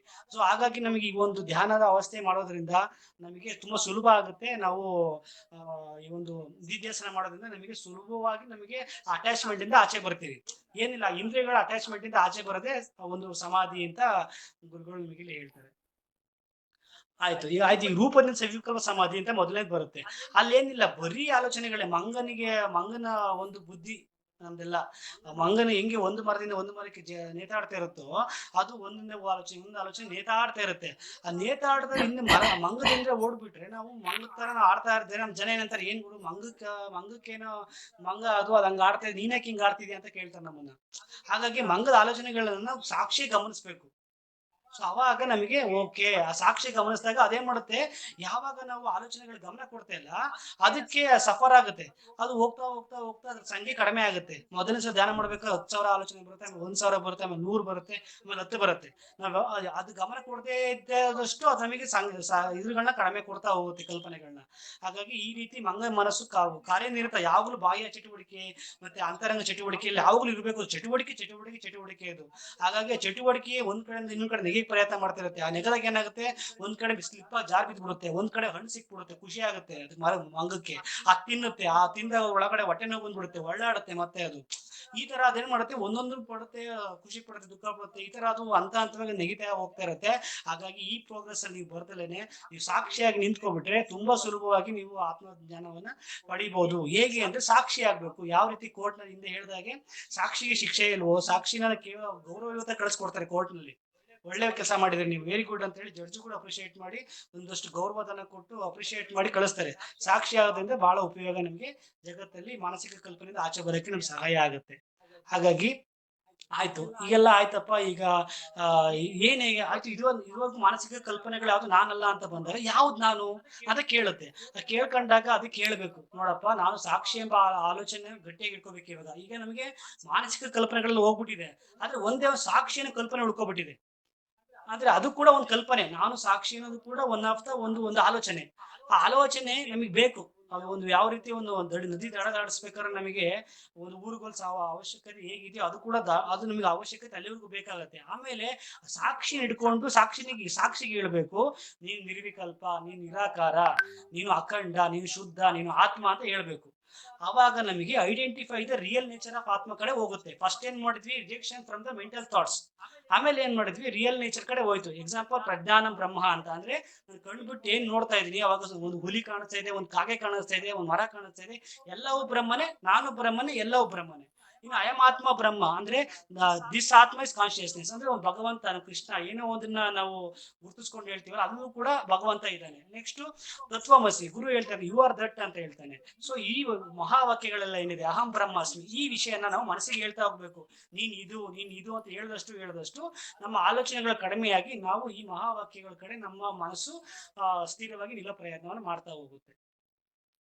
ಹಾಗಾಗಿ ಮನಸ್ಸು ಏನಿದೆ ಸಾಧನೆ. ನಮ್ಗೆ ಯಾವ ರೀತಿ ನಮಗೆ ಈ ಮೊಬೈಲ್ ಒಂದು ಸಾಧನೆ ಆಗಿದೆಯೋ, ಅಥವಾ ನಾವು ಒಂದು ಬೈಕ್ ಕಾರ್ಗಳು ಒಂದು ಸಾಧನೆ ಆಗಿದೆಯೋ, ಒಂದು ದೋಣಿ ಯಾವ ತರ ಒಂದು ನದಿ ದಾಟೋದಕ್ಕೆ ಸಹಾಯ ಮಾಡುತ್ತೋ, ಅದು ಕೂಡ ನಮಗೆ ಭಾವ ಸಮುದ್ರವನ್ನು ದಾಟೋದಕ್ಕೆ ಮನಸ್ಸೇ ಸಹಾಯ ಮಾಡಬೇಕು. ಮನಸ್ಸು ಇಲ್ಲದೆ ಬೇರೆ ಸಾಧ್ಯನೇ ಇಲ್ಲ. ಮನಸ್ಸೇ ನಮ್ಮನ್ನು ದಾಟಿಸ್ಬೇಕು ಹೊರತು ನಮಗೆ ನಾವಾಗಿ ದಾಟಕ್ಕೆ ಸಾಧ್ಯ ಇಲ್ಲ. ಆ ಮನಸ್ಸನ್ನ ಇಟ್ಕೊಂಡು ಸಾಧನೆಯಾಗಿ ಅದನ್ನ ಬಳಸಿ ಅದನ್ನ ಆರೋಪವನ್ನು ಮುಕ್ತ ಮಾಡಿ ಅದನ್ನ ನೀನು ಆತ್ಮ ಅಂತ ಅದಕ್ಕೆ ನಿಖರವಾಗಿ ಅದನ್ನ ಹೇಳಿದಾಗ ತುಂಬಾ ಸರಳವಾಗಿ ನಾವು ಅದನ್ನ ದಾಟಬಹುದು ಭಾವ ಸಮುದ್ರವನ್ನ. ಹಾಗಾಗಿ ಗುರುಗಳು ಹೇಳ್ತಾರೆ, ಆಯ್ತು ವೇದಾಂತ ವಾಕ್ಯಗಳು ಅಹಮಾತ್ಮ ಅಯಮ, ನಾನೇ ಮುದ್ದು ನಾನಲ್ಲ, ಈ ದೇಹ ಬುದ್ಧಿ ನಾನಲ್ಲ ಅಂತ ಜಪ ಮಾಡ್ತೀಯಾ? ಇಲ್ಲ, ಜಪ ಮಾಡಿದ್ರೆ ಪ್ರಯೋಜನ ಇಲ್ಲ. ಆದ್ರ ಒಳ ಅರ್ಥ ತಿಳ್ಕೊ. ಅಂದ್ರೆ ನೀವು ಎಕ್ಸಾಮ್ ಅಲ್ಲಿ ನಾವು ಕುತ್ಕೊಂಡು ಪ್ರಾಕ್ಟಿಕಲ್ ಅಂತ ಒಂದ್ ಇರುತ್ತೆ, ನಾವು ಎಕ್ಸಾಮ್ ಕುತ್ಕೊಂಡು ಬರಿತೀವಿ ಒಂದ್ ಕಡೆ, ಆಮೇಲೆ ಅದನ್ನ ಅಪ್ಲೈ ಮಾಡ್ತೀವಿ ಹೋಗಿ ಸೈನ್ಸ್ ಲ್ಯಾಬ್ ಅಲ್ಲಿ. ಬರೀ ಬರೆದ್ರೆ ಪ್ರಯೋಜನ ಇಲ್ಲ, ಬರೀ ಅಪ್ಲೈ ಮಾಡಿದ್ರೆ ಪ್ರಯೋಜನ ಇಲ್ಲ. ಬರಿಬೇಕು, ಅಪ್ಲೈ ಮಾಡ್ಬೇಕು, ಬರಿಬೇಕು, ಅಪ್ಲೈ ಮಾಡ್ಬೇಕು. ಹಾಗಾಗಿ ಬರೀ ಶಬ್ದವಾಗಿ ಇಟ್ಕೊಳ್ಳೋದಲ್ಲ, ಅದನ್ನ ಅದ್ರ ಒಳ ಅರ್ಥನ ಬಿಡಿಸ್ ನೋಡಿದಾಗ ಮನಸ್ಸಿಗೆ ಅರ್ಥ ಆಗ್ತಾ ಹೋಗುತ್ತೆ. ಓಕೆ ನಾನು ಆತ್ಮ ಅಂತ ನಿಲ್ಲಕ್ಕೆ ಅವಕಾಶ ಆಗುತ್ತೆ. ಹಾಗಾಗಿ ಈ ದೋಷ ಹೆಂಗ್ ಉಂಡ್ಕೊಂಡು ಆಯ್ತು ಗುರುಗಳು ಯಾಕೆ ಇದೆಲ್ಲ ಬೇಕಾಗಿತ್ತು ಅಂತ ರಮಣ ಮಹರ್ಷಿಗಳು ಯಾರೋ ಕೇಳ್ತಾರೆ. ಯಾಕೆ ಜಗತ್ತು ಯಾಕೆ ಬಂತು, ಹಾಗೆ ಈಗ ಏನೇನೋ ಕೇಳಿದಾಗ ಅವ್ರು ಕೇಳೋದಿಷ್ಟೇ, ಅವರು ಇದೆಲ್ಲ ನಿಮ್ಗೆ ಅವಶ್ಯಕತೆ ಇಲ್ಲ. ಫಸ್ಟ್ ಇದೆಲ್ಲ ಯಾರಿಗ್ ಬರ್ತಾ ಇದೆ ಅವ್ರನ್ನ ಕೇಳು. ಈ ದೋಷ ಯಾಕೆ ಬಂತು, ಜಗತ್ತೇ ರೂಪಾಂತರಗೊಂಡಿತು, ಸ್ವಯಂ ಒಂದು ಅಜ್ಞಾನ ಯಾಕೆ ಬರ್ತಾ ಇದೆ, ಇದನ್ನೆಲ್ಲ ನಿನಗೆ ಯಾರು ಕೇಳ್ತಾ ಇದಾರೆ ಅವನ ಬಗ್ಗೆ ವಿಚಾರ ಮಾಡು, ಅವ್ನು ಯಾರಾದ್ರೂ ಹುಡುಕು. ಆವಾಗ ನಿಮ್ ಮುಂದೆ ದೋಷ ಉಳಿಯಲ್ಲ ಅಂತ ಹೇಳ್ತಾರೆ. ಅಂದ್ರೆ ನೀವು ಅದಕ್ಕೆ ಉತ್ತರ ಕೊಡ್ತಾ ಹೋದಷ್ಟು ಅದು ಪ್ರಶ್ನೆ ಕೇಳ್ತಾ ಹೋಗುತ್ತೆ. ಅದ್ರ ಬದಲು ಉತ್ತರ ಕೊಡ್ತಿರೋ ಪ್ರಶ್ನೆ ಮಾಡ್ಬೇಕು, ನೀನ್ ಯಾರು ಅಂತ. ಆಗ ಆ ಪ್ರಶ್ನೆ ಅದ್ರ ಸಂಖ್ಯೆ ಕಡಿಮೆ ಆಗ್ತಾ ಹೋಗುತ್ತೆ. ಹಾಗಾಗಿ rejection of mental thoughts to identification of the real nature ಕಡೆ ಮನಸ್ಸು ತಿರುಗಿದೆ ನಂತರ ಅದೇ ನಿರ್ವಿಕಲ್ಪ ಸಮಾಧಿ ಅಂತ. ಅಂದ್ರೆ ಇಲ್ಲಿ ಮನಸ್ಸಿನ ಪ್ರಯತ್ನ ಇಲ್ಲ, ಮನಸ್ಸನ್ನ ನಾವು ತಿರುಗಿಸ್ತಾ ಇದ್ದೀವಿ, ಆತ್ಮನಲ್ಲ ಇಲ್ಲಿ. ಸೊ ಹಾಗಾಗಿ ಯಾವಾಗ ನನಗೆ ರೂಪವಿಲ್ಲ, ಅಂದ್ರೆ ರೂಪ ಮತ್ತೆ ಶಬ್ದ ಎರಡನ್ನೂ ದಾಟಿದೀವಿ ಇಲ್ಲಿ. ಯಾವುದನ್ನ ಇಟ್ಕೊಂಡು ಸವಿಕಲ್ಪ ಸಮಾಧಿಯಲ್ಲಿ ರೂಪ ಮತ್ತು ಶಬ್ದವನ್ನು ಇಟ್ಕೊಂಡು ನಾವು ಆ ದೋಣಿ ದಾಡ್ಕೊಂಡು ಬಂದ್ವಿ. ಆ ದೋಣಿ ಇಳಿದಾದ್ಮೇಲೆ ಆ ರೂಪ ಶಬ್ದ ಅಲ್ಲೇ ಬಿಟ್ಟಿವಿ. ಅಲ್ಲಿ ಜಸ್ಟ್ ಬೀಯಿಂಗ್, ನಾನು ಇದೀನಿ ಅಂದ್ರೆ ನಾನು ಧ್ಯಾನ ಮಾಡ್ತಾ ಇದೀನಿ ಅಂತಾನು ಇಲ್ಲ, ನಾನು ಬೇರೆ ಧ್ಯಾನ ಬೇರೆ ಅಂತ ಇಲ್ವೇ ಇಲ್ಲ. ಹಾಗಾಗಿ ಮನಸ್ಸು ಎಲ್ಲಾ ಚಟುವಟಿಕೆಗಳಿಂದ ಬಹುತೇಕ ಮುಕ್ತವಾದಾಗ ಅದು ಅಂತರಂಗದಲ್ಲಿ ಕರಗುತ್ತದೆ. ಇದು ಅನಂತ ಜ್ಞಾನದ ಸಾರ ಒಂದು ಮತ್ತು ಸ್ವತಃ ತನ್ನ ಸ್ವಂತ ಬೆಂಬಲವಾಗಿದೆ. ಇದನ್ನೇ ಎಲ್ಲ ಚಟುವಟಿಕೆಗಳಿಂದ ಮುಕ್ತವಾದ ನಿರ್ವಿಕಲ್ಪ ಸಮಾಧಿ ಅಂತ ಕರೀತಾರೆ ಅಂತ ಹೇಳ್ತಾರೆ. ಅಂದ್ರೆ ನಿರ್ವಿಕಲ್ಪ ಸಮಾಧಿ ಅಂದ್ರೆ ಎಲ್ಲಾ ಚಟುವಟಿಕೆಯಿಂದ ಮುಕ್ತ ಆಗುವಂತದ್ದು. ಅಂದ್ರೆ ನಾನು ಧ್ಯಾನ ಮಾಡ್ತಾ ಇದ್ದೀನಿ ಅಂತ ಬಂದಾಗ ಸವಿಕಲ್ಪ ಸಮಾಧಿ. ಏನೂ ಇಲ್ಲ, ಸುಮ್ಮನೆ ಇರೋದು. ಆ ಸುಮ್ಮನೆ ಇರೋ ಪ್ರಕ್ರಿಯೆನೇ ನಿರ್ವಿಕಲ್ಪ ಸಮಾಧಿ ಅಂತ ಗುರುಗಳು ಹೇಳ್ತಾರೆ. ಹಾಗಾಗಿ ಎಲ್ಲಿವರೆಗೂ ನಾವು ದೇಹ ಮನಸ್ಸು ಬುದ್ಧಿ ಕಡೆ ಗಮನ ಕೊಡ್ತೀವಿ ಅಲ್ಲಿವರೆಗೂ ನಮಗೆ ಬಂಧನ. ಯಾವಾಗ ನಾವು ಸಾಕ್ಷಿ ಕಡೆ ಗಮನ ಕೊಡಕ್ ಶುರು ಮಾಡ್ತೀವಿ ಅದೇ ಮೋಕ್ಷ ಅಂತ ಇಲ್ಲಿ ಗುರುಗಳು ಹೇಳ್ತಾರೆ. ಅಂದ್ರೆ ನನಗೆ ದೇವರಲ್ಲಿ ಅಂತ ಪ್ರಶ್ನೆ ಮಾಡ್ತಾರಲ್ಲ ಪ್ರತಿಯೊಬ್ರು ಕೂಡ, ದೇವ್ರನ್ನ ನೋಡಿದ್ಯಾ ಅಂತ ಕೇಳ್ತಾರೆ.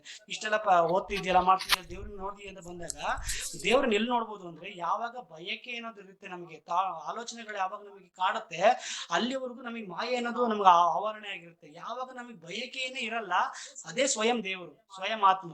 ಎಲ್ಲಿಗೂ ಬಯಕೆನೇ ಇಲ್ಲದೆ ಇರುವಿಕೆ ಯಾವಾಗ ನಮಗೆ ಒಂದು ಆತ್ಮ ಸಾಕ್ಷಾತ್ಕಾರ ನಿಲ್ತೀವಿ ಅದೇ ದೇವರು ಅಂತ ಇಲ್ಲಿ ಹೇಳ್ತಾರೆ. ಹಾಗಾಗಿ ದೇವರನ್ನ ಕಾಣೋದಲ್ಲ, ನಮ್ಮಿಂದ ಹೊರತಾಗಿ ಕಾಣೋ ದೇವರು 3 ನಿಮಿಷ ಅಷ್ಟೇ. 3 ವಾರ ಹೇಳ್ತೀನಿ, 3 ನಿಮಿಷ ಹೇಳ್ತೀನಿ, ಏನ್ ಬೇಕು ಕೇಳು ಅಂತಾನೆ. ನಮ್ಮಿಂದ ಹೊರತಾಗಿರೋ ದೇವರು, ನಮ್ಮೊಳಗಿರೋ ದೇವ್ರು ಸದಾಕಾಲ ನಮ್ಮ ಜೊತೆ ಇರ್ತಾನೆ. ಆ ಸದಾಕಾಲ ಇರೋ ದೇವರನ್ನು ನಾವು ಸಾಕ್ಷಾತ್ಕರಿಸ್ಕೋಬೇಕು ಹೊರತು ಬಾಹ್ಯವಾಗಿ ದೇವರನ್ನ ನಾವು ಬಳಸ್ಕೋಬಹುದು, ನಮ್ಮ ಜ್ಞಾನ ಮಟ್ಟಕ್ಕೆ ಮುಂದುವರಿಯೋದಕ್ಕೆ ಅವಕಾಶ ಆಗ್ಬೋದು ಅದು. ಆ ರೀತಿ ಈಗ ನಿರ್ವಿಕಲ್ಪ ಸಮಾಧಿ ಅಂತ ಬಂದಾಗ ಅಲ್ಲಿ ಆಲೋಚನೆಗಳಿದೆ ಅಲ್ಲಿ. ಆದ್ರೆ ಗುರುಗಳು ಹೇಳ್ತಾರೆ, ಆಯ್ತು ನಿರ್ವಿಕಲ್ಪ ಸಮಾಧಿಯಲ್ಲಿ ಆಲೋಚನೆಗಳು ಇದೆಯಾ ಅಂತ ಕೇಳ್ತಾರೆ. ಅವರು ಇಲ್ಲ ಅಂತಾರೆ. ಇಲ್ಲ ಅಲ್ಲಿ ಆಲೋಚನೆಗಳಿದೆ, ಅದ ಆಲೋಚನೆಗಳನ್ನ ಕಲ್ಪನೆ ಮಾಡೋರಿಲ್ಲ. ಹಾಗಾಗಿ ಆಲೋಚನೆಗಳೇನಾಗಿರುತ್ತೆ, ನಮ್ಮ ಕಾನ್ಶಿಯಸ್ ಮೈಂಡ್ ಇಂದ ಸಬ್ ಕಾನ್ಶಿಯಸ್ ಮೈಂಡ್ಗೆ ಹೋಗಿರುತ್ತೆ. ಹಾಗಾಗಿ ಈ ಯಾರು ಗೊತ್ತಾ ಇದನ್ನ ಕ್ಲೈಮ್ ಮಾಡೋದು, ಆ ಕ್ಲೈಮ್ ಮಾಡೋದು ಇರಲ್ಲ ಅಲ್ಲಿ. ಆ ಕ್ಲೈಮ್ ಮಾಡೋದು ಇಲ್ಲದೆ ಇರೋವಂತ ವ್ಯವಸ್ಥೆ ಸ್ಥಿತಿನೇ ನಿರ್ವಿಕಲ್ಪ ಸಮಾಧಿ ಸ್ಥಿತಿ ಅಂತ ಹೇಳ್ತಾರೆ. ಹಾಗಾಗಿ ನಾವ್ ಯಾವ ರೀತಿ ಇದ್ರ ಮಾತಾಡ್ತೀವಿ ಅದೆಲ್ಲ ಕನವಸ್ತಾ ಇರ್ತೀವಿ. ಬೆಳಗ್ಗೆ ಎದ್ದು ನಾನು ಮಾತಾಡಿಲ್ಲ ಅಂತ ಅಂತೀವಿ. ಯಾಕಂದ್ರೆ ನಮ್ಮ ಮನಸ್ಸು, ನಮ್ಮ ಅಹಂ ಅಂತ ಏನಿದೆ ಅದು ಸಬ್ ಕಾನ್ಶಿಯಸ್ ಹೋಗ್ ಲೆವೆಲ್ ಅಲ್ಲಿ ಇದೆ. ಹಾಗಾಗಿ ನಾನು ಕ್ಲೈಮ್ ಮಾಡಲ್ಲ ಅದನ್ನ. ಹಾಗಾಗಿ ನಾನ್ ಮಾತಾಡಿಲ್ಲ, ನಾನ್ ಬೈದಿಲ್ಲ, ನಾನ್ ಯಾರಿಗೂ ಏನು ಅಂದಿಲ್ಲ ಅಂತೀವಿ. ಯಾಕಂದ್ರೆ ನನ್ನ ಅಹಂ ಇಲ್ಲ ಅಲ್ಲಿ. ಆದ್ರೆ ಎದ್ದಾಗ ನಾನು ಪ್ರಪಂಚದ ವ್ಯವಹಾರ ಮಾತಾಡ್ಬೇಕಾದ್ರೆ ನಾನು ಅಂತೀವಿ. ಯಾಕಂದ್ರೆ ಅಹಂ ಅನ್ನೋದು ಕೇವಲ ಒಂದು ಕಾನ್ಶಿಯಸ್ ಲೆವೆಲ್ ಮಾತ್ರ ಪ್ರಕಟ ಆಗುತ್ತೆ. ಸಬ್ ಕಾನ್ಶಿಯಸ್ ಲೆವೆಲ್ ಅಲ್ಲಿ ಅಥವಾ ಅನ್ಕಾನ್ಶಿಯಸ್ ಲೆವೆಲ್ ಅಹಂಕಾರ ಅನ್ನೋದು ಇರೋದಿಲ್ಲ ಅಂತ ಗುರುಗಳು ಹೇಳ್ತಾರೆ. ಹಾಗಾಗಿ ನೆಕ್ಸ್ಟ್ ಕೊನೆಯದಾಗಿ ನಿರ್ವಿಕಲ್ಪ ಸಮಾಧಿಗೆ 2 ರೀತಿ ಹೋಗ್ಬೋದು. ಆಯ್ತು, ನಿರ್ವಿಕಲ್ಪ ಸಮಾಧಿ ಒಂದು ಹೇಗೆ ಅಂತ ಬಂದಾಗ ಒಂದು ಟೆಂಪರರಿ ಸ್ಟೇಟ್ ಅನ್ಬೋದು, ಒಂದು ಪರ್ಮನೆಂಟ್ ಸ್ಟೇಟ್ ಅನ್ಬೋದು. ಅಂದ್ರೆ ಒಂದು ಯೋಗ ಬಲದಿಂದ ಮತ್ತೊಂದು ಜ್ಞಾನ ಬಲದಿಂದ. ಅಂದ್ರೆ ಏನೋ ಒಂದು ಪ್ರಯತ್ನ ಮಾಡಿ ಪಡೆಯುವಂತ ಪ್ರಕ್ರಿಯೆ ಏನಿದೆ ಅದು ಈ ದೇಹ ಇರೋರ್ಗು, ಈ ಮನಸ್ಸು ಬುದ್ಧಿ ಇರೋರ್ಗು ಅಷ್ಟೇ ಇರುತ್ತೆ. ಈ ದೇಹ ಹೋದ ನಂತರ ಮತ್ತೆ ಅದೇ ಪ್ರಯತ್ನ ಮುಂದುವರಿಸಬೇಕಾಗುತ್ತೆ. ಎರಡನೇದು ಬಂದು ಜ್ಞಾನ ಬಲದಿಂದ. ಅದು ದೇಹ ಮನಸ್ಸು ಬುದ್ಧಿಯ ಅವಶ್ಯಕತೆ ಒಂದು ಹಂತದವರೆಗೂ ಇರುತ್ತೆ. ಅದ ನಂತರ ದೇಹ ಮನಸ್ಸು ಬುದ್ಧಿ ಇದ್ರು ಇಲ್ಲ ಅಂದ್ರೂ ಕೂಡ ಜ್ಞಾನ ಬಲದಲ್ಲಿ ಅವನು ಸದಾಕಾಲ ನಿಲ್ಬಹುದು. ಈ ರೀತಿ 2 ಬಲಗಳು ಇದೆ. ಸಮಾಧಿಗೆ ಹೋಗ್ಬೋದು, ನಿರ್ವಿಕಲ್ಪ ಸಮಾಧಿಗೆ 2 ಬಲದಲ್ಲಿ ಕೂಡ ಹೋಗ್ಬೋದು ಅಂತ ಹೇಳ್ತಾರೆ. ಆದ್ರೆ ಜ್ಞಾನ ಬಲದಿಂದ ಹೋಗ್ಬೇಕಾದ್ರೆ ಅಜ್ಞಾನ ನಾಶ ಆಗುತ್ತೆ. ನಮ್ಮ ಅಜ್ಞಾನ ಅಂದ್ರೆ ಮೂಲ ಹೋಗ್ಬಿಡುತ್ತೆ. ಅಂದ್ರೆ ನಾವು ಡೀಪ್ ಕ್ಲೀನಿಂಗ್ ಅಂತೀವಲ್ಲ, ಈ ಕೆಲವು ಮೇಲ್ಗಡೆ ಕ್ಲೀನ್ ಮಾಡಿದ್ರೆ ಏನಾಗುತ್ತೆ, ಮತ್ತೆ ಕಸಗಳು ಬರ್ತಾ ಇರುತ್ತೆ. ಎಕ್ಸಾಂಪಲ್ ನಾವು ಡಾಕ್ಟರ್ ಹೇಳ್ತಾರೆ, ನೋಡ್ರಿ ನಿಮಗೆ ಧೂಳು ಬೀಳ್ಬಾರ್ದು ಅಂದ್ರೆ ಇದೊಂದು ಕನ್ನಡಕ ಹಾಕೊಳ್ಳಿ ಅಂತ ಅಂತಾರೆ. ಕನ್ನಡಕ ಹಾಕೊಂಡಾಗ ನಮಗೆ ಒಂದು ಪರ್ಮನೆಂಟ್ ಆಗಿ ಒಂದು ಸೊಲ್ಯೂಷನ್ ಅದು. ಅದೇ ನಮ್ಗೆ ಯಾವಾಗಲೂ ಧೂಳು ಬೀಳ್ತಾ ಇದ್ರೆ ಯಾವಾಗಲೂ ಕಣ್ಣು ಒರೆಸ್ಕೊತಾ ಇರ್ಬೇಕು ನಮಗೆ.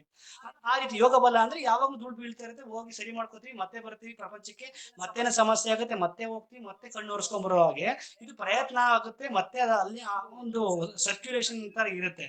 ಆದ್ರೆ ಜ್ಞಾನ ಬಲದಲ್ಲಿ ಪ್ರಯತ್ನ ಇಲ್ಲ, ಇಲ್ಲಿ ಪ್ರಯತ್ನ ರಹಿತ ಇಲ್ಲಿ. ಹಾಗಾಗಿ ಏನ್ ತಂತ್ರಗಳ ಮೂಲಕ ಮಾಡ್ತೀವಿ ಅದೆಲ್ಲ ಸಾಧ್ಯ ಆಗಲ್ಲ. ಒಂದು ಪ್ರಯತ್ನ ಇರುತ್ತೆ, ಇದು ತಂತ್ರ ಅಲ್ಲ, ಇದು ಇರುವಿಕೆ ಅಂತ ಗುರುಗಳು ಹೇಳ್ತಾರೆ. ಹಾಗಾಗಿ ಜ್ಞಾನ ಬಲದ ನಿರ್ವಿಕಲ್ಪ ಸಮಾಧಿ ಗಾಢ ನಿದ್ರೆ ಹಾಗೆ. ಅಂದ್ರೆ ಈಗ ನಮಗೆ ನಿರ್ವಿಕಲ್ಪ ಸಮಾಧಿ ಅಂದ್ರೆ ಏನು ಹಾಗಾದ್ರೆ ನಮ್ಗೆ ಇದ್ರ ಬಗ್ಗೆ ಏನಾದ್ರು ಒಂದು ಬೇಕಲ್ಲ ಅಂತ ನಮಗೆಲ್ಲ ಮುಂಚೆ ಇತ್ತು. ಆದ್ರೆ ನಮಗೆ ನಮ್ಮ ಒಂದು ಎಚ್ಚರ, ಕನಸು, ಗಾಢ ನಿದ್ರೆ ಇದೇ ನಮ್ಮ ನಿಜವಾದ ಪಾಠ.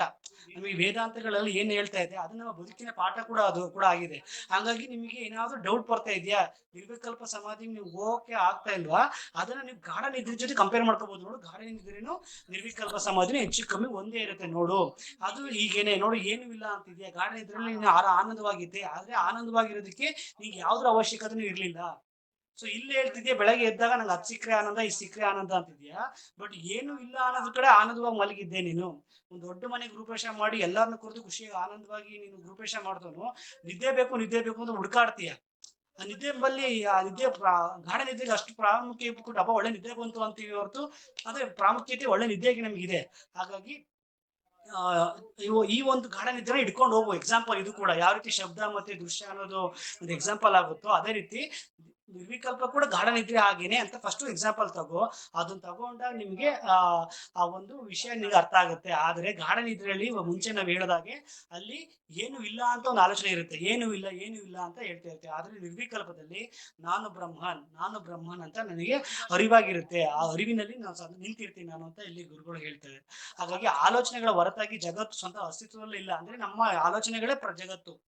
ಹಾಗಾಗಿ ಗಾಢ ನಿದ್ರೆಯಲ್ಲಿ ಆಲೋಚನೆಗಳೆಲ್ಲ ಪ್ರಪಂಚವಿಲ್ಲ. ಎಚ್ಚರ ಮತ್ತು ಕನಸು ಸ್ಥಿತಿಯಲ್ಲಿ ಮಾತ್ರ ನಮಗೆ ಆಲೋಚನೆಗಳ ಪ್ರಪಂಚಗಳು ವ್ಯಕ್ತ ಆಗ್ತಾ ಇದೆ. ಹಾಗಾಗಿ ಹೇಗೆ ಜೇಡ ತನ್ನ ಕಟ್ಟಿದ ಒಂದು ಬಲೆಯನ್ನು ತಾನೇ ಕಟ್ಕೊಂಡು ತಾನೇ ಅದ್ರೊಳಗಡೆ ಹೋಗಿ ಬಂದಿ ಆಗುತ್ತೋ ಮತ್ತೆ ವಾಪಸ್ ಅದನ್ನ ಹಿಂತೆಗೊಳ್ಳುತ್ತೋ, ಹಾಗೆ ಎಚ್ಚರ ಕನಸು ಗಾಢ ನಿದ್ರೆ ಕೂಡ ಬರುತ್ತೆ ಹಿಂತೆಗೊಳ್ಳುತ್ತೆ. ಹಾಗಾಗಿ ಮನಸ್ಸು ಅನ್ನೋದು ಈ ತರ ಜಗತ್ತನ್ನು ಪ್ರದರ್ಶನ ಮಾಡುತ್ತೆ. 2 show theatre, 2 show, morning show, evening show ಅಂದಂಗೆ ಅದು ಶೋ ಮಾಡುತ್ತೆ. ಎಚ್ಚರದಲ್ಲಿ ಒಂದು ಶೋ ಮಾಡುತ್ತೆ, ಕನಸಲ್ಲಿ ಒಂದು ಶೋ ಮಾಡುತ್ತೆ. ಎಲ್ಲ ಶೋ ಎಲ್ಲ ಸಿನಿಮಾ ಎಲ್ಲ ಮುಗಿದ್ಮೇಲೆ ವಾಪಸ್ ತನ್ನ ಮೂಲ ಸ್ಥಿತಿಗೆ ಹೋಗಿ ಆರಾಮಾಗಿ ರೆಸ್ಟ್ ಮಾಡುತ್ತೆ, ಅಂದ್ರೆ ಆತ್ಮನ ಸ್ಥಿತಿಗೆ ಹೋಗುತ್ತೆ ಅಂತ ಇಲ್ಲಿ ಅರ್ಥೈಸ್ಕೋಬಹುದು.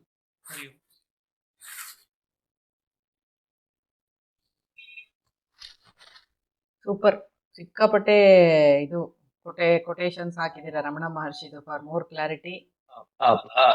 ಒಂದು ಪ್ರಶ್ನೆ ರಾಘವ್, ಯಾರು ಶೋ ಮಾಡ್ತಾ ಇರೋದು?